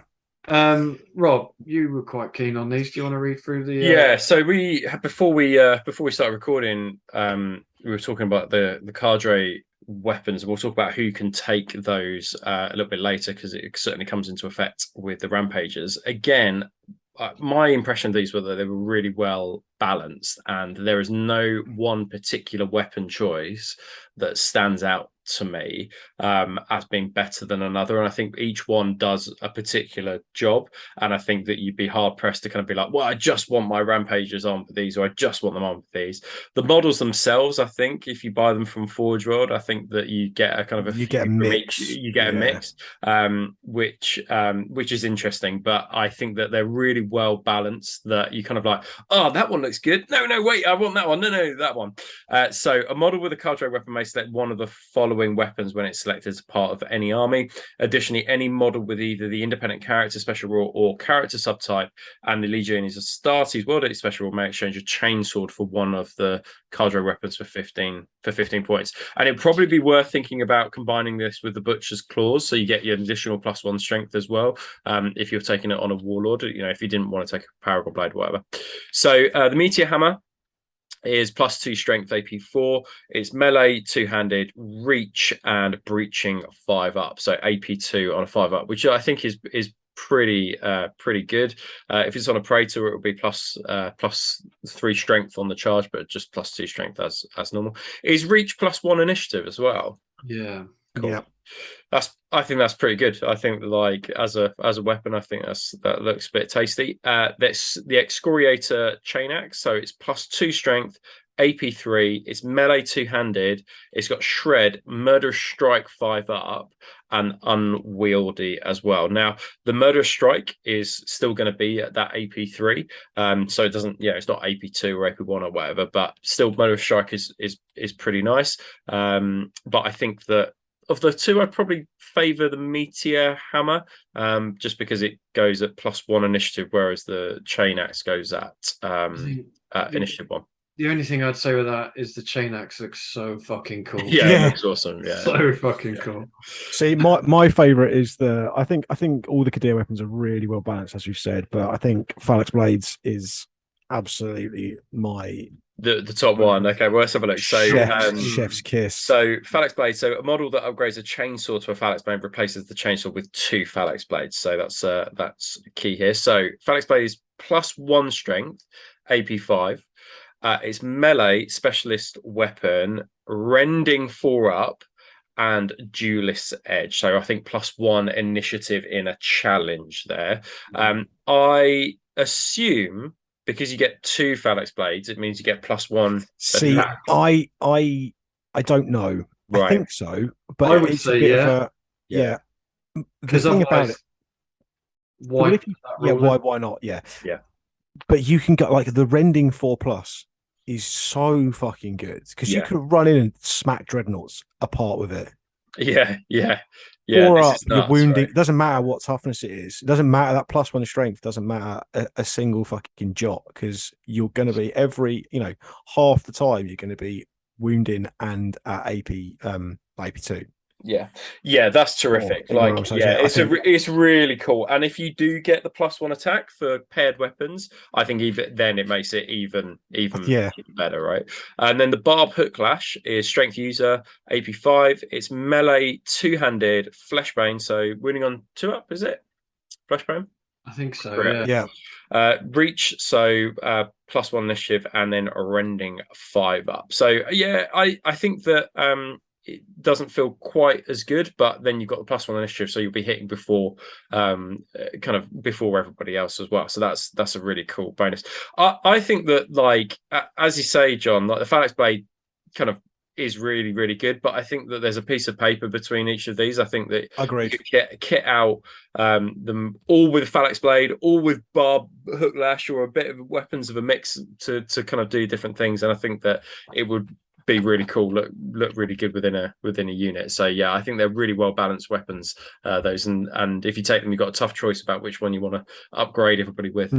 It's worth bearing in mind as well with things like we talk about we've talked quite a lot about rampages, and we'll get onto the unit rules in a minute. I think they're the kind of the linchpin of the list in this edition. And one of the things is because that they are so versatile. You can kit them out with multiple weapon choices, and because I think that if memory serves, they're chosen warriors, so that if you're in a challenge, the guy, the phalanx blades with duelist edge, can dive in, do that sort of work. So I think it's I think they're all really cool. They are all really good. Yeah, really great. I think with these weapons, you really need to think what you want your unit to do, what you want it to achieve, and then equip it as such. But let's get into the units. So up first is the Primarch Angron, the Master of the World Eaters, the Red Angel. 450 points, movement 8, weapon skill 8, ballistic skill 5, strength 6, toughness 6, wound 6, initiative 6, attack 6, leadership 10, 2+ save, and then a whole load of rules. Armor of Mars, Spike Furnace, Butcher's Nails, Gorefather, Gorechild, Frag Grenades. Obviously got the Primarch unit type. Legion as a starters, World Eaters, Master Legion, Red Sands, Hatred, Everything, Rampage 2, Furious Charge 2, and is obviously a traitor. Oh, he has Furious Charge. Oh, okay, right. So he is strength 9 on the charge then. Yeah. Okay.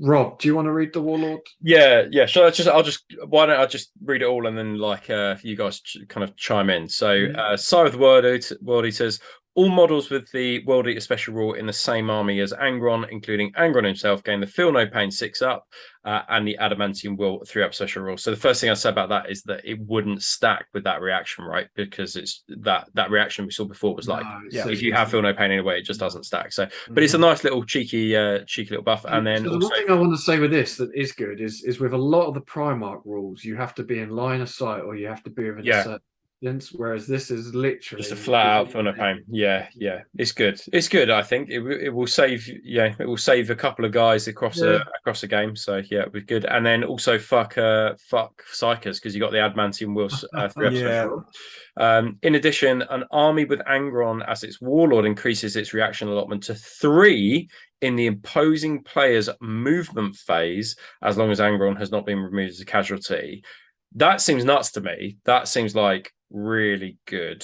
And this does not allow more than 3 reactions to be made in that phase and may not be further modified by any other rule or effect, but may only make advanced reaction. So 3 in one phase, I think, is really good. So it's the sentence at the end that confused me. But may only make advanced reactions. I don't fully understand that. Is it saying that you can only make advanced reactions? So I think we're talking about Interceptor there specifically, because that happens in the movement phase, right? So yeah, I think you can do 3 and then plus whatever Interceptor ones that you want to do as well. Okay. Yeah. Does that make sense? Maybe somebody in the comments can give us their reading of it, but that's how it kind of struck me. Well written, is it? But I think that's great, because you combine that with Berserker Assault, and then you're going to be in the enemy's face if you're not drop podding in and you're just running up the board, you're going to be in your enemy's face by the end of turn 1, aren't you? Really, I mean, this is nuts. Can I include does your Feel No Pain extend to Contemptor Dreadnoughts as well there? So all models with the Legion Astartes World Eater special rule in the same army as Angron. Yeah, of course it would. Why wouldn't it? And then, but then how would that interact with vehicles as well then? So does Feel No Pain only specifically? Can you check the Feel No Pain special rule? Because does it only work on infantry models? I think so, yeah, because you can obviously give vehicles, it will not die. Yeah, so definitely worth checking that, because it seems nutty that you could potentially give your dreadnoughts Feel No Pain. So I'll read it word for word. Feel No Pain. When a model with this special rule suffers an unsafe wound, it can make a special Feel No Pain roll to avoid being wounded. Well, it's unsafe wounds for starters, so it's not whole points. So it's anything with a wounds characteristic. Right, so your dreadnoughts get a Feel No Pain. That is amazing. That is so good. Fuck. Anything else you want to add to that? Or is that it, Lee? No, yeah, it just literally talks about wounds. So that's fucking nuts. Yeah, okay, cool. So red sands. So in any given turn, Angron may make as many challenges as there are enemy models with the character subtype or Primarch unit type locked in combat with him, up to his current number of attacks. Put out all of the challenges and fight them in an order decided by Angron's controlling player during the challenge part of the fight subphase. Save that any enemy model with the Primarch unit type must be fought first. Angron must divide his attacks between them and must assign at least one attack to each challenge he fights in. All models challenged by Angron and Angron himself count as being in a challenge and follow all the rules for challenges, and any model that are not removed as casualties remain in a challenge with Angron until either all the challenges are removed as casualties. Angron is removed as a casualty or the challenge is ended by the effects of another rule. So he kept that rule from the previous edition. I think it's really clear about the order that you've got to do things if there's a Primarch involved in there. But yeah, that's just fucking awesome, isn't it? That's really good. It can be fucking savage. I mean, I played it in version 1, but it was basically exactly the same rule. Yeah. And if you had someone with a Death Star, you could literally charge in and you'd be like, right, I'm charging him. Yeah. You obviously fucking kick them into next week. Yeah. And then all their Death Star just falls to pieces. I think what's really good. So there's two things I'd say about this. So it says quite specifically that you can make challenges with the character subtype. So you couldn't challenge individual chosen warriors, right? So you couldn't that's an important thing. Yeah. But also I really like this because it means that Angron's wounds, where before you just like kill a model outright and they wouldn't spill out over into the combat, you can be like, well, I've got all these wounds on these characters now, which means that like it doesn't matter if they spill or don't spill because I'm just going to kill these individual characters. So I think it negates that quite well. I think that's really, really good. Am I right in saying that the Ultramarine fucking special unit are all I think they are characters, the Suzerain are characters. So you could challenge every single person. Right? Yeah.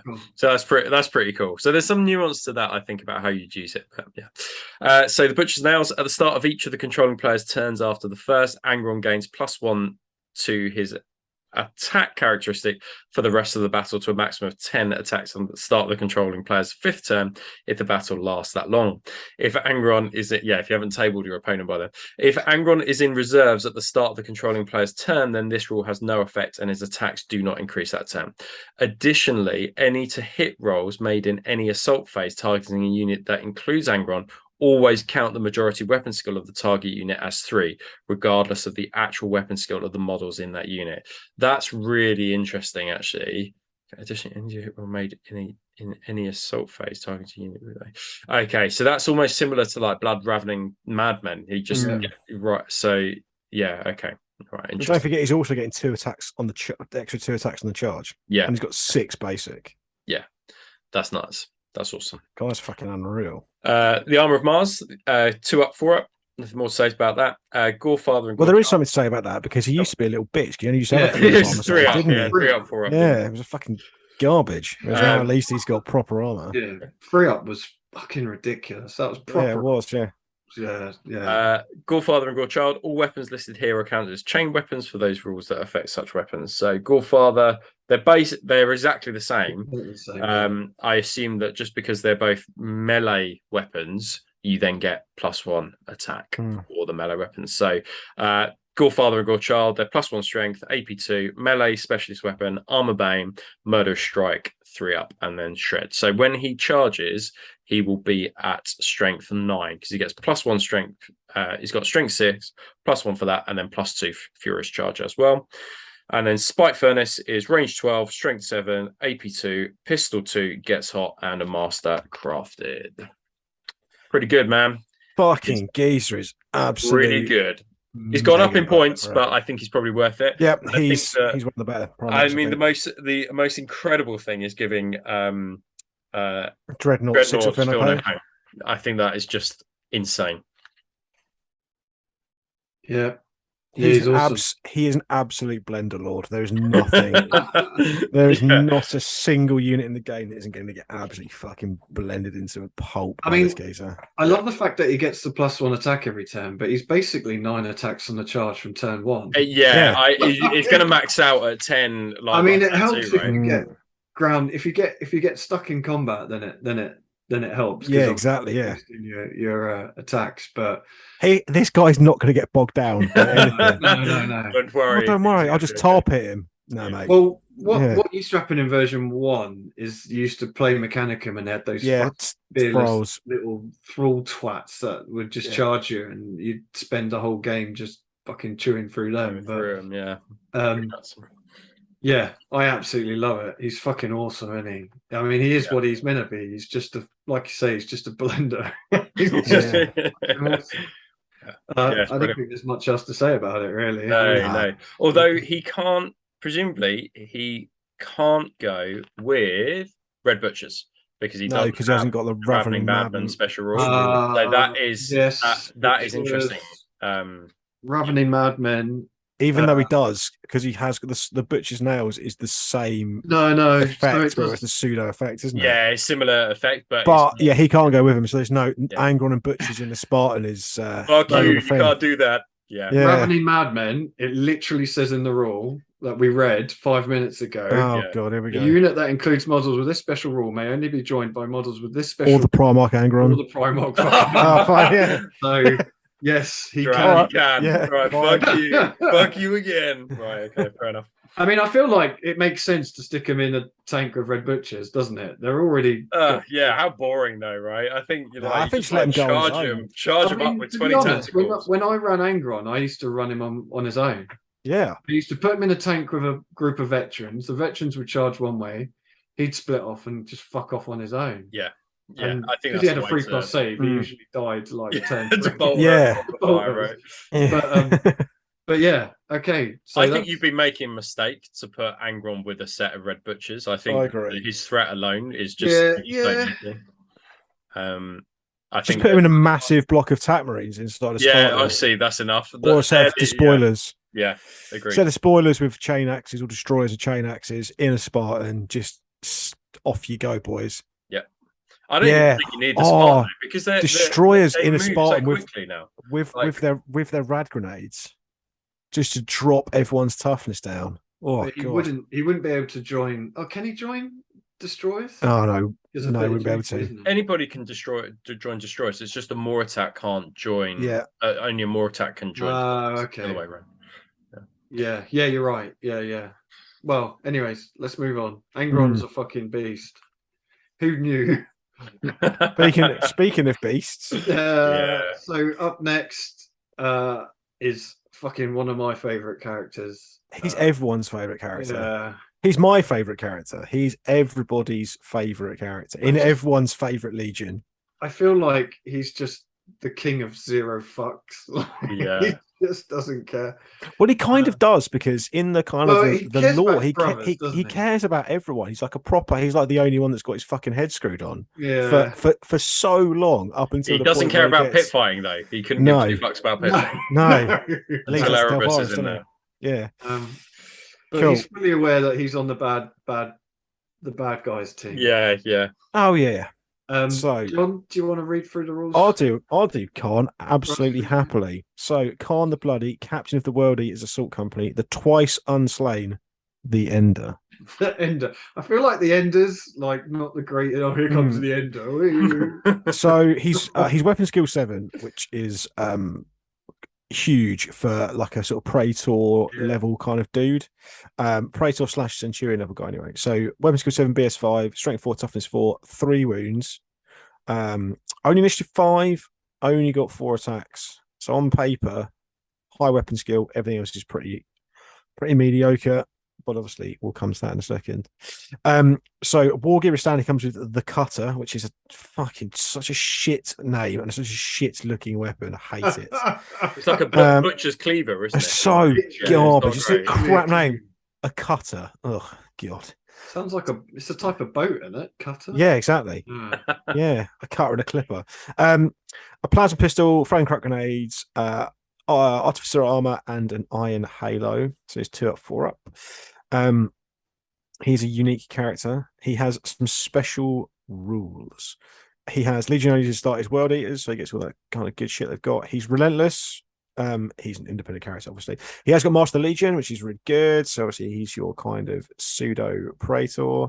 He has Rampage 3. What does Rampage do? Is it when you're outnumbered? Yeah, you get those attacks every turn if you're outnumbered. Yeah. The fuck? Exactly. He has precision strikes 4+. That's amazing. That's really good. That is really good. And he has the Savage Assault Warlord trait. What does that do? I hear you ask. Well, I'll read it in a second. So if Angron is not a part of the army, Khan may exchange the Cutter for Gorechild for a measly 35 points, which, by the way, is the best 35 points you're ever going to spend. So Savage Assault, if chosen as the army's warlord, Khan may automatically has Savage Assault as his warlord trait and may not select any other. Savage Assault, no enemy units may declare a reaction against a charge made by a unit that includes Khan. Unless the unit targeted by that charge includes a model with the Primarch unit type. In addition, an army of Khan as its warlord may make an additional advance reaction during the opponent player's movement phase as long as Khan the Bloody has not been moved to casualty. That is fucking top tier. Yeah, not many examples actually in the books of you opening up multiple advanced reactions. Yeah. So I think that's kind of quite cool, quite flavorful, quite unique. What do we think about that? It's nuts that like it's just not a one-off. I think it's just like once per game you can do this. The fact that it's just like you can't overwatch him is like because they don't give 2 fucks about the disorder charge thing, so that's not an option. And then you've got and then it's just like, well, you can't overwatch against me, so fucking bring it. And there's nothing an opponent can do if Khan is the warlord in the army. But I think that's the critical thing here, which is, and you do have a tough choice to make, which is that you're going to take Khan or you're going to take Angron. You're not going to take necessarily both of them. So yeah, it's an amazing warlord trait. Yeah. Just before someone shouts down in the comments, that's an advanced reaction in the movement phase only, so it doesn't enable you to do the World Eaters advanced reaction multiple times because that happens in the shooting phase. Right. Okay. Yeah, that is it's amazing. Like put that in a close combat. I mean, put that with the Rampagers and Khan, and I think that you've got an absolute horrendous unit that you're going to try and fight against. I think the thing I like about this is it synergizes well with the advanced reaction in the fact that the reason you're doing the advanced reaction is you don't want to take an Overwatch shooting. So now you can have multiple units or 2 units that are potentially charging without getting fucking shot. Or getting disordered. Or getting disordered. That's great. Yeah, it's really good. Which makes me think that you really need to if you're taking Khan, you need like 2 threat bubbles. So you've got Khan and the Rampagers, then some Devourers. Sorry, is that what they're called? The Devourers, the Red Butchers, like in another block, I think. Yeah. Yeah. I don't think I put them in. So the Devourer is the Red Butcher's champion. So is it? Okay, sorry. Yeah, I'm thinking the war gear. So he has obviously the Cutter, which is just terrible. Strength +1 AP3, which is good, but AP3 is a bit of a funny one.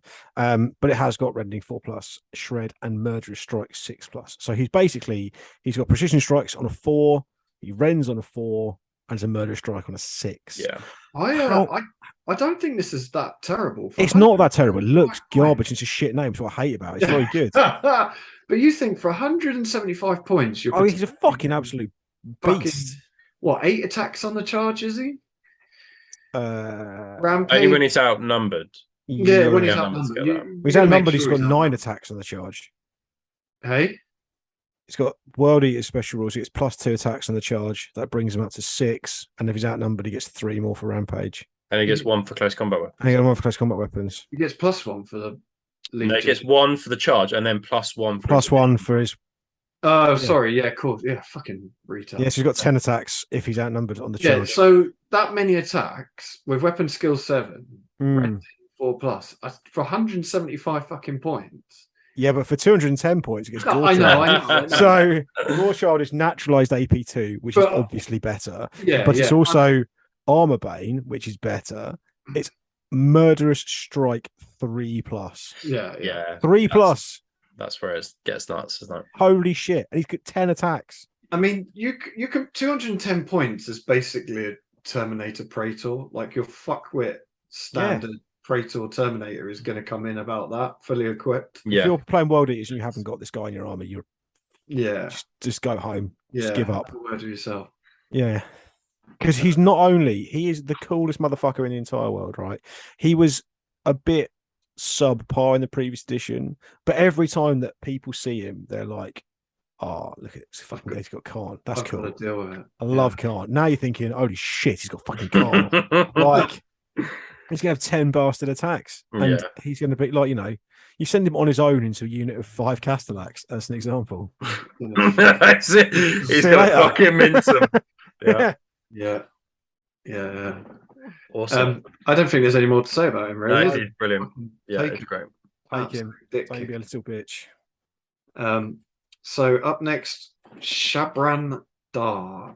Rob, are you right to read this? Yeah, so just say here, I think he was a book one character, and not a character we've encountered in the models. And I really feel that Shabran Dar is a really good illustration of how the Forge World sort of specialist team, especially early on, but I think they continue to do this, try to create their own sort of characters that weren't just associated with the Black Library books as well. So they kind of created their own story and own narrative, I think, which I think is pretty cool. So Shabran Dar, I mean, for 140 points, you're just going to take fucking Khan, aren't you? I mean, that's the thing. Well, this guy's loyalist, isn't he? This is he? Okay, well, let's have a look. So Shabran Dar, so his movement 7, weapon skill 6, which is pretty good, ballistic skill 5, strength 4, toughness 4, wounds 3, initiative 4, attacks 3, leadership 9, and 2 up. So that's not too shabby. I think weapon skill 6 is actually pretty good. He's got artificer armor, bolt pistol, the Liberator, refractive field, so he's got 5 up, and then he's got grenades. And then special rules, he's a world eater, independent character, feel no pain 6 up, rage 2, which is interesting. So would he on the charge gain 3 attacks then? Yeah, so you get 3 additional attacks. 3 additional attacks. So yeah. He's a loyalist. He's also got Headhunter and Bloody-Handed Warlord trait. And he can also take a Warhawk jump pack for 20 points, which I think might be an option. So Headhunter, when fighting a challenge, Shabran Dar attack, gains the breaching 4-up special rules. So let's have a look at his weapon. So you've got the Liberator. It's +1 strength, melee, shred, breaching 6 up, and then brutal 2. So in a challenge it becomes 4 up. He's not too shabby. He's okay. I think that he'd be comparable to a champion with a Thunderhammer, I guess, but he does go at initiative, which is pretty nice. But if you're doing a loyalist force, this probably will be a character that you'll probably want to take, because he looks like a mean son of a bitch. I don't know what the Bloody-Handed Warlord trait does. Oh, is it the +1 attacks? Is it? I'm not sure off the top of my head. I think it'll be in the rule book, I think, but which I don't have upon my person. Yeah, I think with this guy, it's a shame they just didn't make him like AP3 or something. Yeah. Give him something. Yeah. The shred is really nice though, and breaching 4 up in a challenge I think is pretty good. Yeah, I think that's absolutely fine. I think he's solid. I think 140 points are actually probably quite good value, to be honest with you. Yeah, I think he's all right. I just think that basically, like, if you were upgrading with a jump pack is 160 points, and then Khan base is 175. So it's like, okay, well, but I don't know what is the Bloody-Handed does. Do you have the rule book to hand? Yeah, hang on. Let's see if I can find it. I'm struggling with these fucking books. Do you want to start on the next one? Yeah, go for it. Great. So Garland Sulak. So Garland Sulak, it's amazing how many clones of Garland Sulak that there are out there. Because apologies to anyone wearing headphones. Because he used to be taken in every single World Eaters army, because he created Inducti, I think, which made them absolutely nuts. So not scoring, but like 4 up 2 and no pain as well. Yeah, it was something nuts, wasn't it? So he is back. So he's 150 points now, which I think is quite expensive actually for an apothecary. But he's movement 7, weapon skill 6, ballistic skill 5, strength 4, toughness 4, wounds 3, initiative 5, attacks 3, leadership 9, and 2 up. He's got artificer armor, a needle pistol, which is actually needle pistols are pretty good now because I think they cause pinning as well, don't they? Needle pistols. Yeah. Narthecium, flesh ripper, and an iron halo. So he's got 2 up, 4 up. So actually, the 150 points is not too bad at all. He's got master of the legion, so he could potentially have a command squad roll around with him if you want. Bitter duty. Isn't bitter duty about something about being you can't attach him to some units? Is that what bitter duty is? I'll have to have a look at that. You can only join with units that have a bit of duty. Okay, so maybe not a command squad then. Sacred Trust as well, and then Warlord trait is abhorrent augmentation. So I think the Sacred Trust is it reroll? It will not die. I'd have to. I'll have a look in a second in the rules. So abhorrent augmentations only if he's the warlord, so he doesn't just come, because before you could just put him in your army and then he'd give your army a load of buffs. Now you have to take him as your warlord to get those buffs. So if he's chosen as the army's warlord before any models are deployed, the controlling player may choose up to a total of 3 Legion tactical squads and Legion despoiler squads from the same detachment as Garland Surlak to have abhorrent augmentations. These units gain bitter duty. There we go. So that's how you can attach him. Again, bitter duty special rules, along with +1 to their strength characteristic, but suffer -1 to their ballistic skill and lose Heart of the Legion special rule and the line unit subtype. Good. In addition, an army whose warlord is Garland Surlak may make an additional reaction in the opponent player's movement phase, as long as Garland Surlak had not been removed as casualty. So what's really important here is that what often happened was that people took Angron or Khan as their warlord, and then Garland Surlak to give all the buffs. Now, if you want the buffs to your tactical marines, then you are going to have to take him as your warlord. So that means you can't have Angron and Garland Surlak in the same. Well, you can have them in the same army. It's just that he won't get the buffs, which I think is a really good move. But if you want a kind of a really chaosy force, I think that this might be kind of like a good one where they've absolutely gone batshit crazy. They've lost all formation. They're about to get ripped down the Eternity Gate. Kind of thing here. Flesh Ripper, so +1 strength, AP2, melee, unwieldy, shred. Yeah, it's all right. It's AP2, it's unwieldy. Not the best weapon, not the worst either. But pretty cool character. But I think they've made the adjustments to him that they needed to make. I agree. I think the trouble with this guy is you just saw him every World Eater army had this guy. It was ubiquitous, wasn't it? It was like. Yeah. It was like in the My First World Eater starter kit. But the trouble was, there was no reason not to take him. Yeah. The bus was so good, And I like the fact that they lose line now, so you can take the bus, but actually not scoring. So I think there's a lot of use with this guy, but I think you really have to think about. You're taking him to table your opponent, right? Like, because you're not going to be scoring anything. No. So it's about kill points, and you've got to table them, otherwise you're not going to win. Cool. So going back, bloody handed.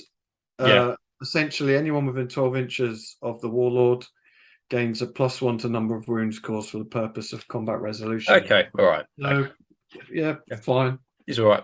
As a loyalist, I think that's all right. Yeah. So up next, we have the Red Butchers. These fucking guys. So I would say. So what I was thinking about last night, I don't think these are quite as potent as they were previously, but I think it's because all Terminators now are 2 wounds. And I think that what made them so good previously was the fact that they were so survivable because they had 2 wounds. Whereas now I feel like they're more than a billion fucking AP2 attacks on the charge, to be honest. But I guess I don't know. Anyways, so Red Butchers, 250 points for 5, movement 6, weapon skill 5. Ballistic skill 3, strength 4, toughness 4, wounds 2, initiative 4, attacks 2, and the devoured, the sergeant gets 3. Leadership 6. Whoa, that's nuts. Okay. but they're fearless, right? They're fearless, yeah. So it doesn't matter. But and 2+, they're infantry heavy. Yeah. Come with 2 power axes and cataphractii armor. They obviously have the World Eater special rule: relentless, bulky 2, ravening madmen, fearless, and hatred everything. You can take up to 5 extra. You can give them combi bolters, but what the fuck are you doing if you're giving them combi bolters? You can take lightning claws, 2 lightning claws, which I actually think is an option nowadays. Yeah, I do too.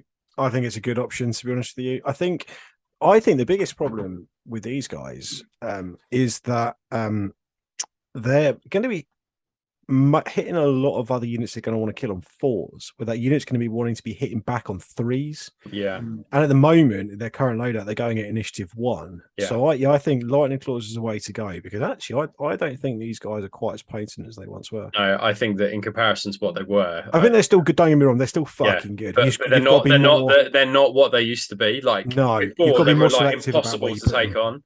I don't know, I don't know. You got to make sure you put them into the right units. I think so. You need to make sure you put them in something that are hitting on 3s. I say that they've got fucking, like, how many attacks each on the charge? 160. Well, so they're still hitting their opponents on 3s, aren't they? They're just getting hit on 3s. No. They are. That's all right. No, they're getting 5. Yeah, but if you're putting like most other like special Terminators are going to be command squads. We're going to come. Yeah, their weapons can fire, so they're going to be hitting on 4s. And being hit back on 3s. Yeah. Okay. Yeah. Yes, your opponent's going to be at -1 strength potentially. So, but and they can re-roll on the first hatred. Yeah, I suppose so. Yeah. I don't think they're not as good as they used to be. Because everything else is better in terms of elite units. They're not. I honestly think they're pretty much just as potent as they were previously. I think. Well, we'll fight about it later. Can we go to the Devoured now? He's from the other side of the country. Yeah. There's only one option for the Devoured, which is a double Thunderhammer. Yeah.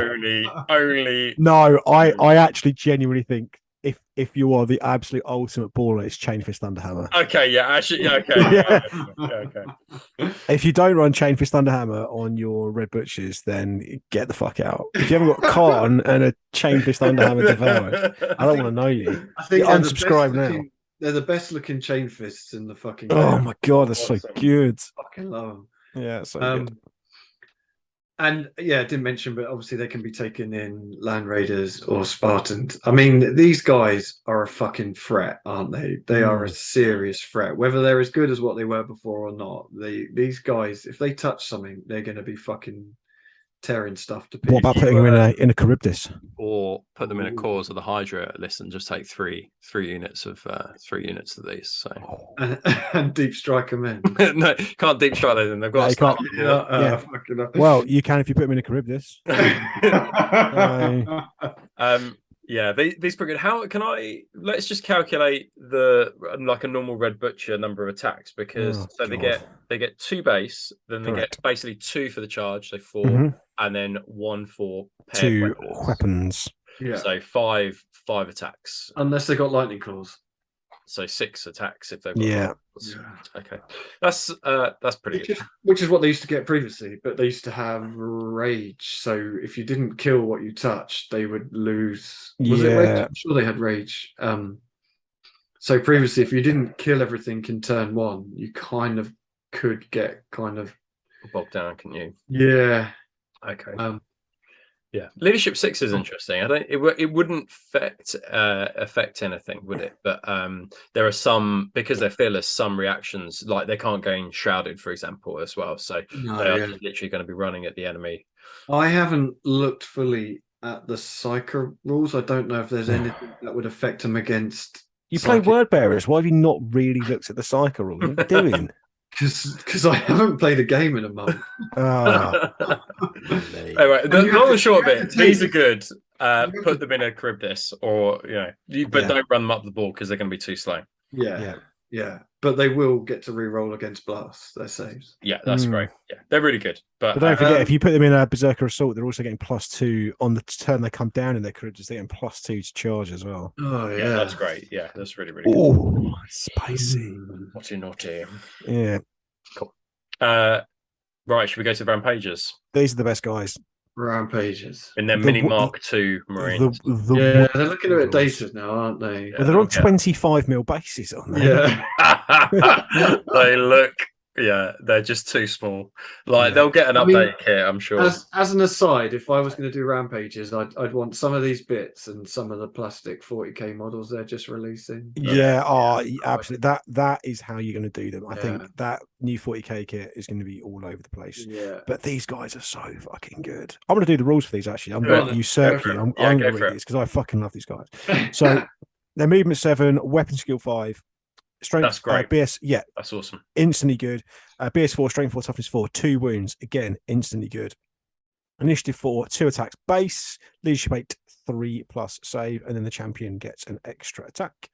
I think these guys are fucking so cool. So they start off with a Kadir weapon as standard, 135 points for 5. They start off with any of the Kadir weapons. You can choose anything. Yeah, that's really good. So good. Yeah.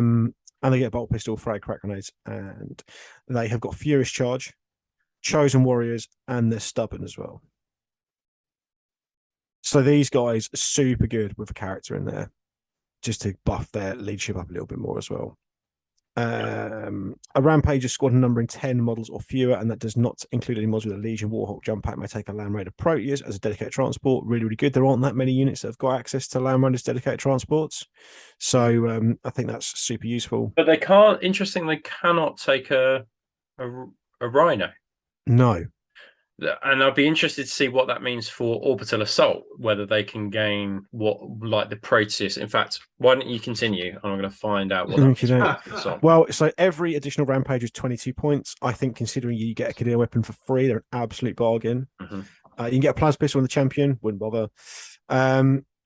The Rampage champion may exchange his Kadir weapon for one of the following: 2 Lightning Claws or a Power Fist. Again, probably wouldn't bother, but he can have Artificer Armor for 10 points. And I've got mine equipped entirely with, so I've got a unit of 15, so I've got the max unit size, all with jump packs, and they are expensive. Interesting. That was going to be my question: is do you think jump packs are worth it on this squad? I think either jump packs or a Charybdis. To be honest with you, I think one of the two. The problem is the fact that dependent on Rights of War, how you end up needing to use the heavy slots. But I think jump packs on these are cool. I mean, they get, they're fast. They're really.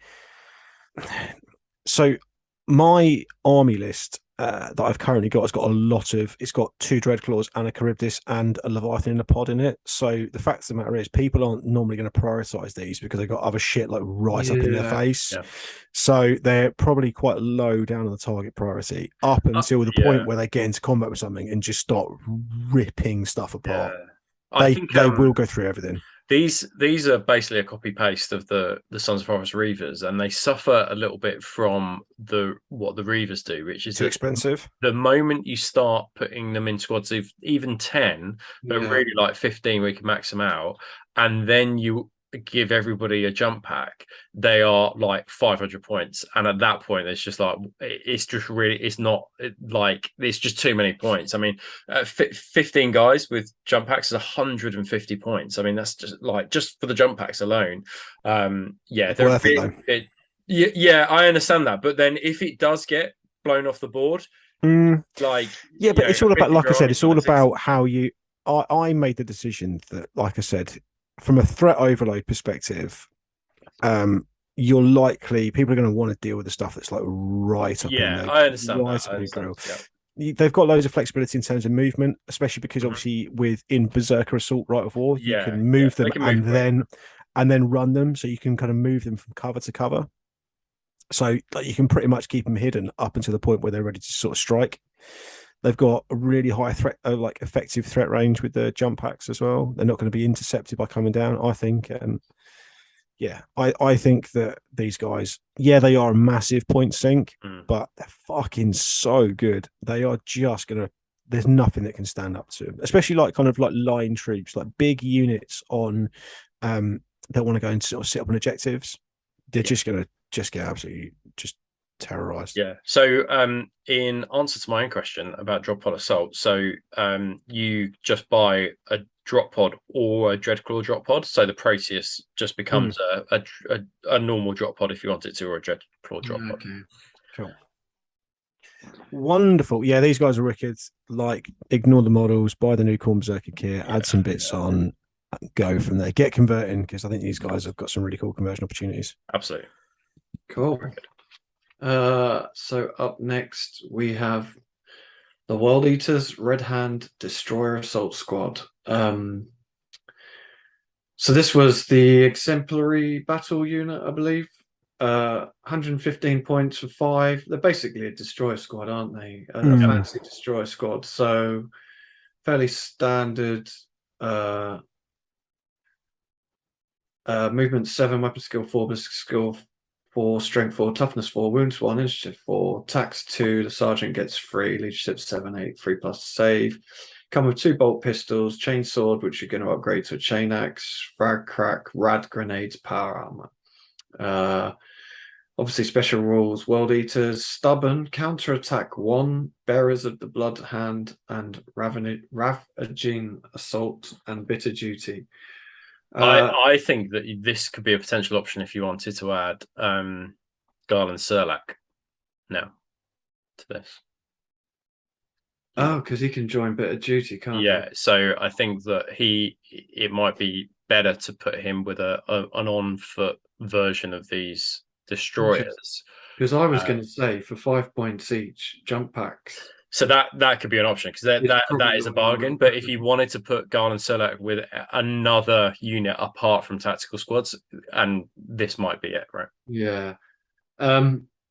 And then within the equipment, as you can see, you can basically add the cadre weapons, can't you? Meteor hammer, the excoriator, chain axe, phalanx blades, barb hook lash. But then it gets really pricey, right? Like then, like if you're 15 points per model for each one of those, like it's probably worth taking the rampages rather than these. But exactly. Yeah. Let's just have a look at so let's just have a look at their special rules. I'd like to go back to the cadre weapons and see combining it with grad grenades, what then to the instant death thresholds actually. So so basically with the rad grenades, your meteor hammer becomes instant death, your excoriator chain axe becomes instant death, and then if you were to combine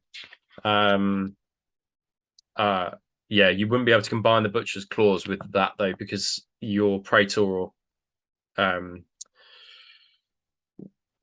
on, but you could do a Moritat with the butcher's claws and then combine that with the with that unit, and then they would all get +1 strength on top of that as well, combined with the so your phalanx blades would become instant death.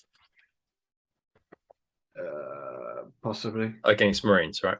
I think the thing is with the Rampager squad is they've got Furious Charge anyway, so it's. Oh shit! Okay, yeah, but but it's not. That's not the issue. It's the lowering of the toughness on the from the rad grenades on that unit, right? Yeah. Which I think like even if you put 3 or 4 meteor hammers in a squad of 10 of those guys, I think they could be really kind of like. They could really fuck up your day because they've got breaching and now instant death as well. Yeah, I think so. I agree. I think that's the way to do it. I think a sprinkling, a light. Yeah, you don't need everybody to have them. Yeah. But, I think destroyer squads are fucking good. Just a standard destroyer squad. So adding extra rules to a destroyer squad is only going to be a good thing. To be honest. What about the other special rules? So. Bearers of the Blood Hand, a unit that contains at least one model of this special rule, must declare a charge if able when they begin the assault phase within 12 inches of an enemy unit. If there is more than one eligible target, the controlling player chooses the target of any charges made. Note that this does not allow models with this special rule to charge a different unit to the one they made a shooting attack against in the previous shooting phase. Cool. Ravaging Assault. On a turn in which they charge, a unit containing models with this special rule gains a bonus of +1 to the amount of wounds inflicted when determining who has won a combat. Additionally, they gain a +1 bonus of +1 to the result of any sweeping advance roll they make in combat that they are on the winning side of. These bonuses do not stack with any other rules that increase the amount of wounds inflicted when calculating who has won a combat and the result. Yeah, I do. That's fine. Yeah, I think, but honestly, I actually think combining some of the cadre weapons in, especially the ones that will be strength 6 with the rad grenades, I think that's where that unit is at. I think that it's going to be an absolute fucking ball ache to deal with that. And then add Galen Surlak into that as well, giving them feel no pain. I think you've got a really strong close combat unit that you could have riding around in a Spartan. Yeah, and I think that, you know, it'd be really sick to see a black World Eater Spartan as well, like just for those guys, with like a red stripe down the center or something. But I think that those are the ones that you need to combine. I think those would do really, really well. And just magnetize the fucking backpack so you can just pick and choose whether you want to take a Spartan or not. Yeah, I mean, that's, if you like magnets, just do 2 units. I have a feeling that is it. Oh, there he is. Look at him coming out of the tank. We were discussing before filming why his fucking right arm is so much bigger than his left arm. And we decided this because he injects himself with synthol in order to kind of give himself the appearance of being jacked, but actually he's only a naturalized strength 2. So we've obviously been through the rules. John, you've run these in version 2. What are your thoughts on that, on kind of how these play and how you would run them? They are really straightforward, and honestly, the way that they played didn't necessarily appeal to me a huge amount. Having spent the last 2 hours talking about, I kind of want to go back and revisit that a little bit now. But I mean, I will have completely changed my mind in 5 minutes because I've got all the bits now that some parcels have arrived this morning to make my Dominators for my Iron Warriors. So I'm going to kind of sack everything else off and do that, I think. But yeah, they're fucking effective, really effective, as you would expect. So I played mine not in a drop assault list, but I played mine as Butcher's Nails, but I took units in Dreadclaws and Charybdises and drop podding Dreadnoughts and stuff, and it was like you could just tell, like when all of the drop pods came down, just the look of panic on my opponent's face was just oh my Christ. And then, you know, like I said, I had a big unit Rampage running at the board with jump packs and a couple of other assault squads. I think fast moving, hard hitting.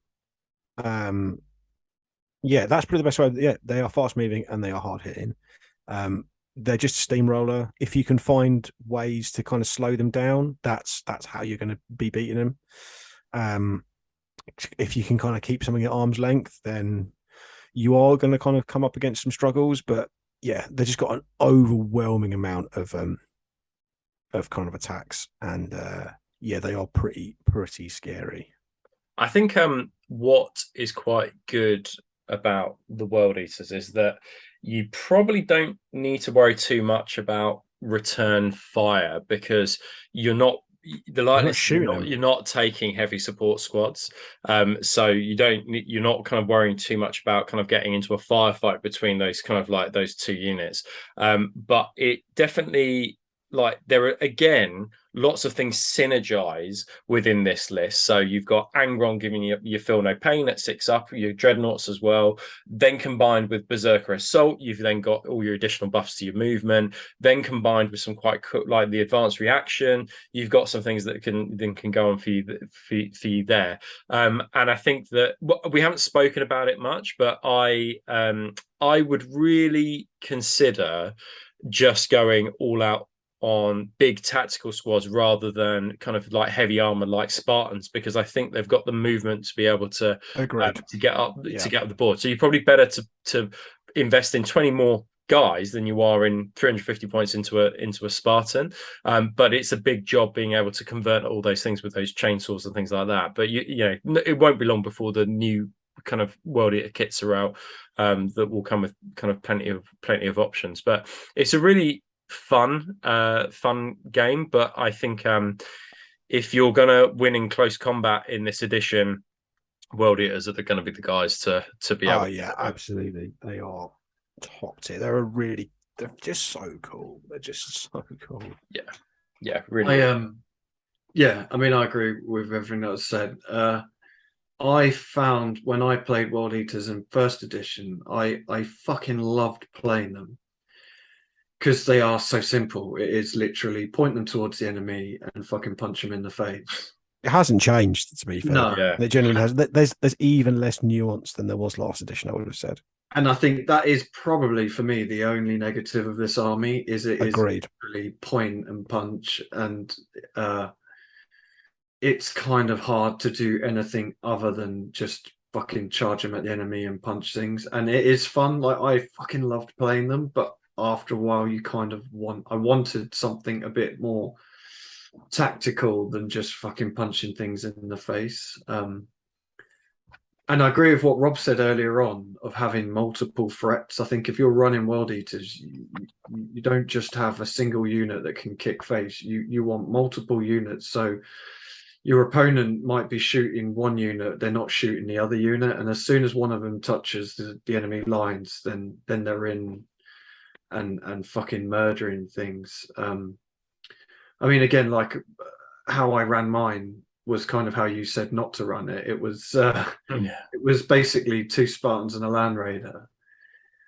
But in every single tank, there was something that could pretty much kill the entire army on their own. So you could shoot 1 or 2 tanks. As long as one of those tanks got to enemy lines, the kind of game was over. You know what I mean? Like, if Angron made it to enemy lines, it's fucking done. It's just, do I have enough time to fucking kill everything? So, I mean, even if you're running everything on the board, you still need to have that kind of multiple threats, I feel like.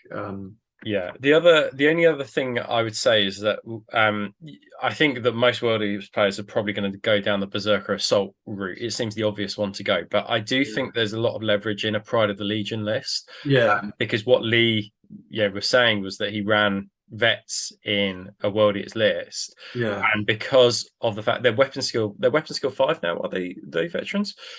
So combined with that, and then combined with their the number of attacks that they just have as base, and then their close combat weapons on top of that, you get a hell of a lot of attacks coming out of just a veteran squad at weapon skill 5. I think that you got a toss up between the rampages, although I still think that once you start adding things to them, they do mount up in points.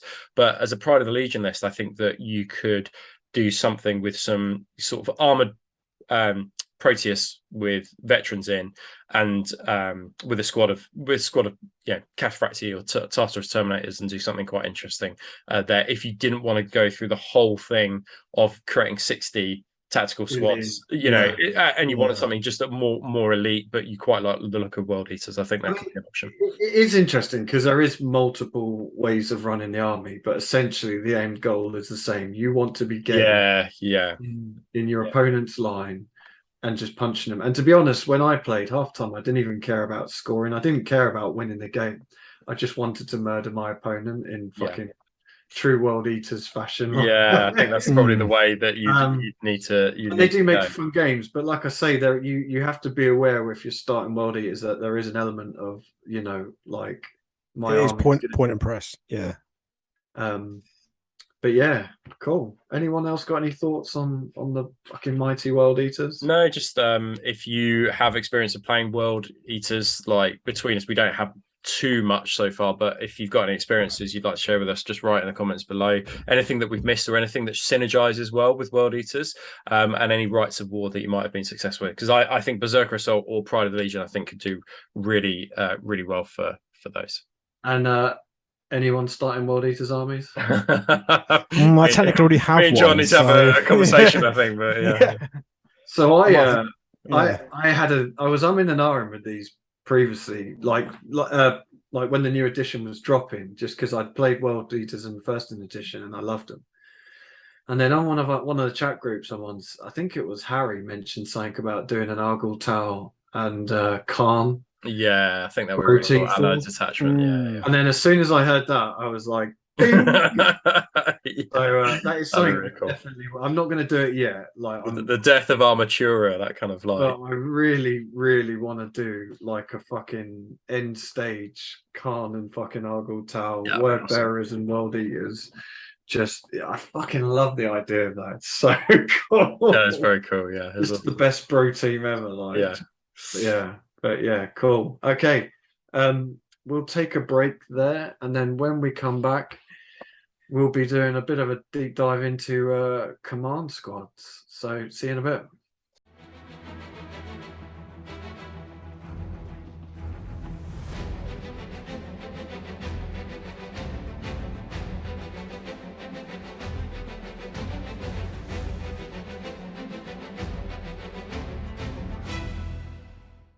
Right. So hello and welcome back. In the Heresy Hammer Tactica, we're going to be discussing command squads, as I previously mentioned. Do a quick deep dive. Rob, did you want to talk? Yeah, so I had requested that we look at command squads because I'm interested to get the lads' thoughts on this one. So during this week, I've been kind of like flittering with a few ideas about legions, and I kind of stumbled across Alpha Legion. I was like, oh, this looks really interesting. I've always been keen to do an Alpha Legion force. And I was looking at Cores of the Hydra, and what I quite like about the Alpha Legion force is that you can combine rewards of treason or whatever it's called, and take some of your units that you got from other armies and put them into your Alpha Legion force. And I thought that's quite good. And then I was looking at Alpharius and the way that he can deep strike, and then the fact that he can give deep strike to three other units. And I was like, oh well, it makes the most sense that he goes with the Linnaean Terminators, because the Linnaeans are pretty fucking awesome. At least they look awesome. And then I started having a look at the rules, and I was just like, man, these are just a bit disappointing in comparison to other Legion kind of Terminators. Now they are good in some regards, but they are weapon skill 4, but they do get +1 to hit, and there's an argument to be made that they're just as good as a weapon skill 5.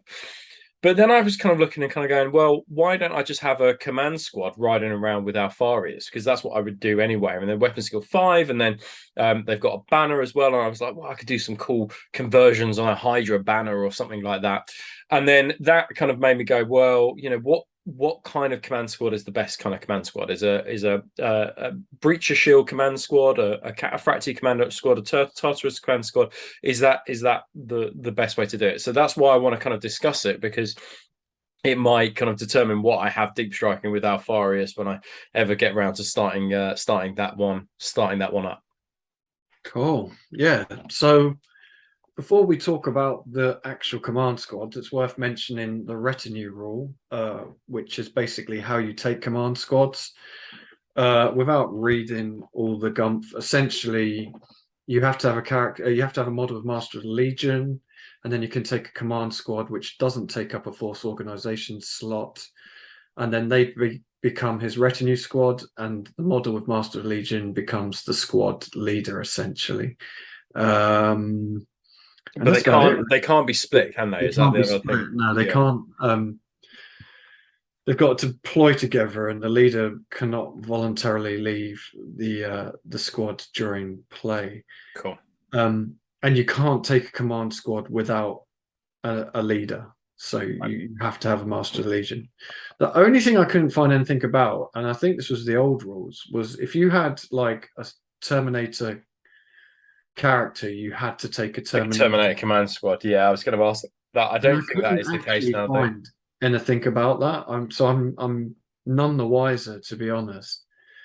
So that'll be something that we can look into and maybe put at the beginning of the next show. But I can't see anything, having had a quick look, that says you have to have, a cataphractii praetor with a cataphractii command squad. I can't see it. So okay, who knows? But so this is the standard command squad. 85 points for 3 guys, so 2 chosen, 1 standard bearer. And they kind of come with all the standard equipment: artificial armor, chainsaw, bolt pistol. The Legion standard comes with Legion's bearer comes with Legion standard. They're right. But that means that they get line though, right? Yeah. So they are scoring as well within that. Okay, all right. As long as the standard bearer is alive, the unit gains line. And leadership 10. Well, they've got. I suppose if they've got their character with them, they would be. Yeah. Yeah. But also as well, they've got weapon skill 5 and they've got 2 wounds. I think that's really, really key. 2 wounds is a nice buff. Chosen Warriors, Relentless, Retinue. Cool. Yeah, and the main things from their stats is, like you say, weapon skill 5, 2 wounds, 2 attacks each. And two up safe, right? They just come natively with. They just come with artificial. That's awesome. Yeah. Okay. Yeah. So you can take a Rhino or a Land Raider, and you can take 6 extra Chosen, and then a whole fucking host of stuff, including boarding shields, which is quite a cool. Yeah, because the boarding shields are better now because they are just a flat 5 up in button, and the combat shields are worse now because they're just a flat 6 up, aren't they? So it's probably worth thinking about taking a boarding shield opposed to the combat shield, like you might. The only downside of the boarding shield is if you look, it says you have to replace a chainsaw or a bolt pistol. Right. So okay. use an attack to take a boarding shield, but okay. And they gain the heavy subtype as well, right? So they can. Yes. Yeah.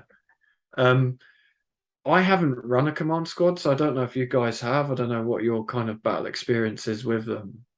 Not too much. I mean, like just theory hammering it. I think that if you compare it to an elite Terminator unit, they are. I think sort of like 18 points per model is pretty good, considering the stats they come with. I think it all hinges around the banner bearer. The fact that they are scoring, I think, is really important. Yeah.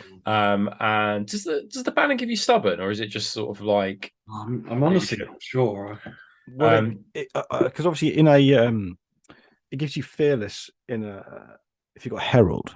Yeah, because he comes with he comes with fearless. Yeah, he comes with fearless. So I think the banner gives you a leadership bubble. Right. Okay. I'll have to have a look. We'll double check that one because that I think is important. But I think so that in itself is quite interesting, and I think that 10 of these guys that are would be really, really good. I think that 5 points for a power weapon as well, I think is nothing to be sniffed at. A few power axes, power swords are quite good, and then obviously the power fist as well. Should I read the Legion standard rules? I would like to, yeah. Please go for it.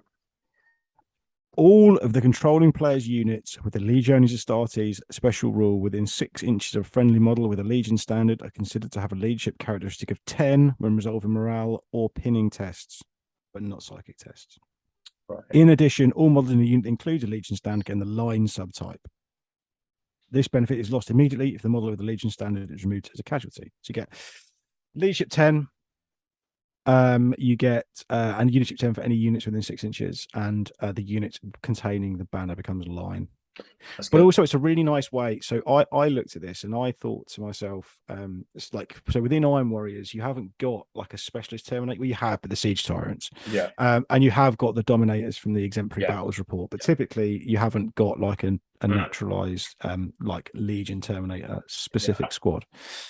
But what this does is this gives you access to a weapon skill 5 scoring Terminator squad, basically. Yeah. But also it doesn't use up an elite choice. Yeah. So you can continue, exactly. You can continue to have more elite choices, your apothecaries and all your dreadnoughts and stuff in there as well. So I think that's super fucking cool. I think we should see these everywhere. I think that again the typical default is to run them as Terminators. Yeah. But I think they're all good, to be honest. I think so. So just going to the... I don't think there's a bad choice. Yeah, so just going to this, just to compare it. So obviously the Cataphractii is more expensive, 125 points. They're 35 points per model. You can only have a maximum of 5 as well. So you can have 10 if they're in... Go back to the previous one. Oh, interesting. And you have 9, so it's 9 plus a character, whereas the character... So, yeah. Interesting. Okay, I hadn't realized that. That is that might change. Okay, all right. Okay, yeah, I see. So if you're looking at the Linnæans, if you want to max them out, then you go with them. But if you want a 5-man squad, that's still good. I think what makes these particularly good though the Cataphractii or anything in Terminator armor is the fact that you can arm them for thunder hammers with 15 points each, and a power fit. You can't arm them. You can't arm the normal ones with the thunder hammers, and then even then, it's 15 points for a power fit. So I think arming them all with thunder hammers is probably the way to go. But I think the 2-up, 4-up, and deep strike, I think, is just really good with a Primarch coming down. If you can give them deep strike, I think is probably the way to do it. And the fact that they're scoring as well is just. I think it really does come down to what you want them to do and how you're running your army. Yeah. Obviously, if you want them all on jet bikes, then you're gonna have to take the standard command squad, stick them on. Yeah. Jet bikes, they're basically veterans with a fuckload more options. Yeah, that's it, isn't it? Yeah. Whereas, the good thing with something like Cataphractii is if you do want them scoring, then your standard bearer is way more survivable, the 2+4+, because obviously it comes back to the classic thing of you fucking put your command squad down and someone with a nemesis bolter just shoots your fucking standard bearer off turn 1 and then they're no longer scoring. Yeah. So, and then obviously the other option is obviously Tartarus as well. So a little less, aren't they, in terms of points, but the options are pretty much the same. It's just that they lose heavy and they're not heavy. That's interesting, isn't it? Okay. No, Tartarus aren't. No. Okay. So you can reroll blast with the Cataphractii. Yeah, I think what's harder about this now is the fact that I didn't realize that you could only take 5 of them.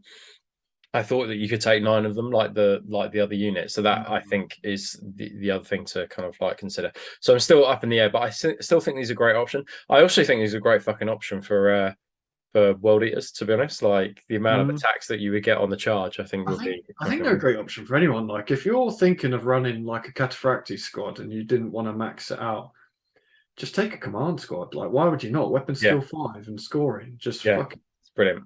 Yeah, I just think that's so. The reason I've got a Terminator command squad in my Iron Warriors, and the reason is the fact that because I tend to take the Rite of War, that means I have to take a Warsmith.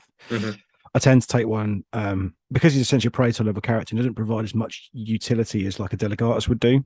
So I tend to take him in Terminator armor and kind of load him out for hitting stuff. Yeah. So a retinue in a Land Raider makes like a lot of sense. Yeah.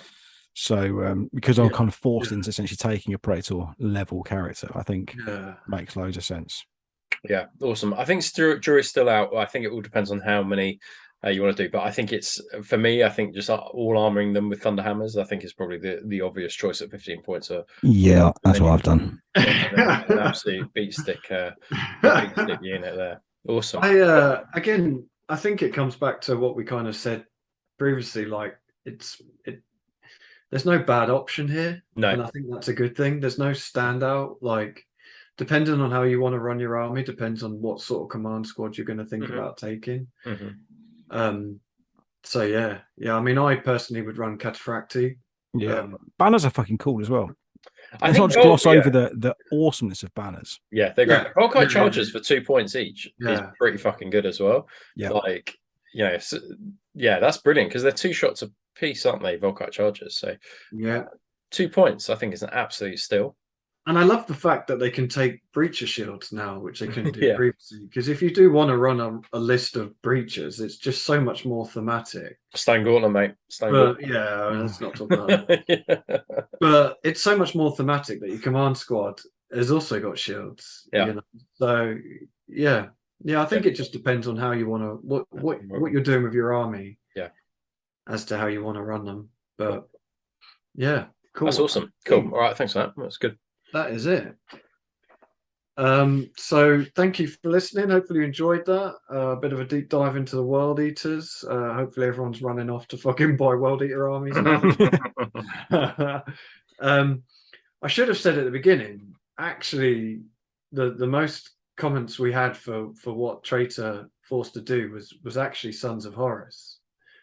But we went with World Eaters because we want to get a special boyfriend on for our Sons of Horus episode, so we're holding off on that for now. But the next episode we'll do a Loyalist Legion. So we've already had quite a few people asking about Loyalist Legions. I think Space Wolves is kind of interesting top of the list at the minute. So if you do want a Legion doing, a loyalist Legion doing for the next episode, then comment Instagram, Facebook, or on the YouTube channel, and let us know which ones you want. Let us know how send a DM to Paul and tell him which Legion you want right before you unsubscribe from his Instagram page. If we're sending DMs to Paul, it means they're probably following him. So don't just unfollow, dislike, block.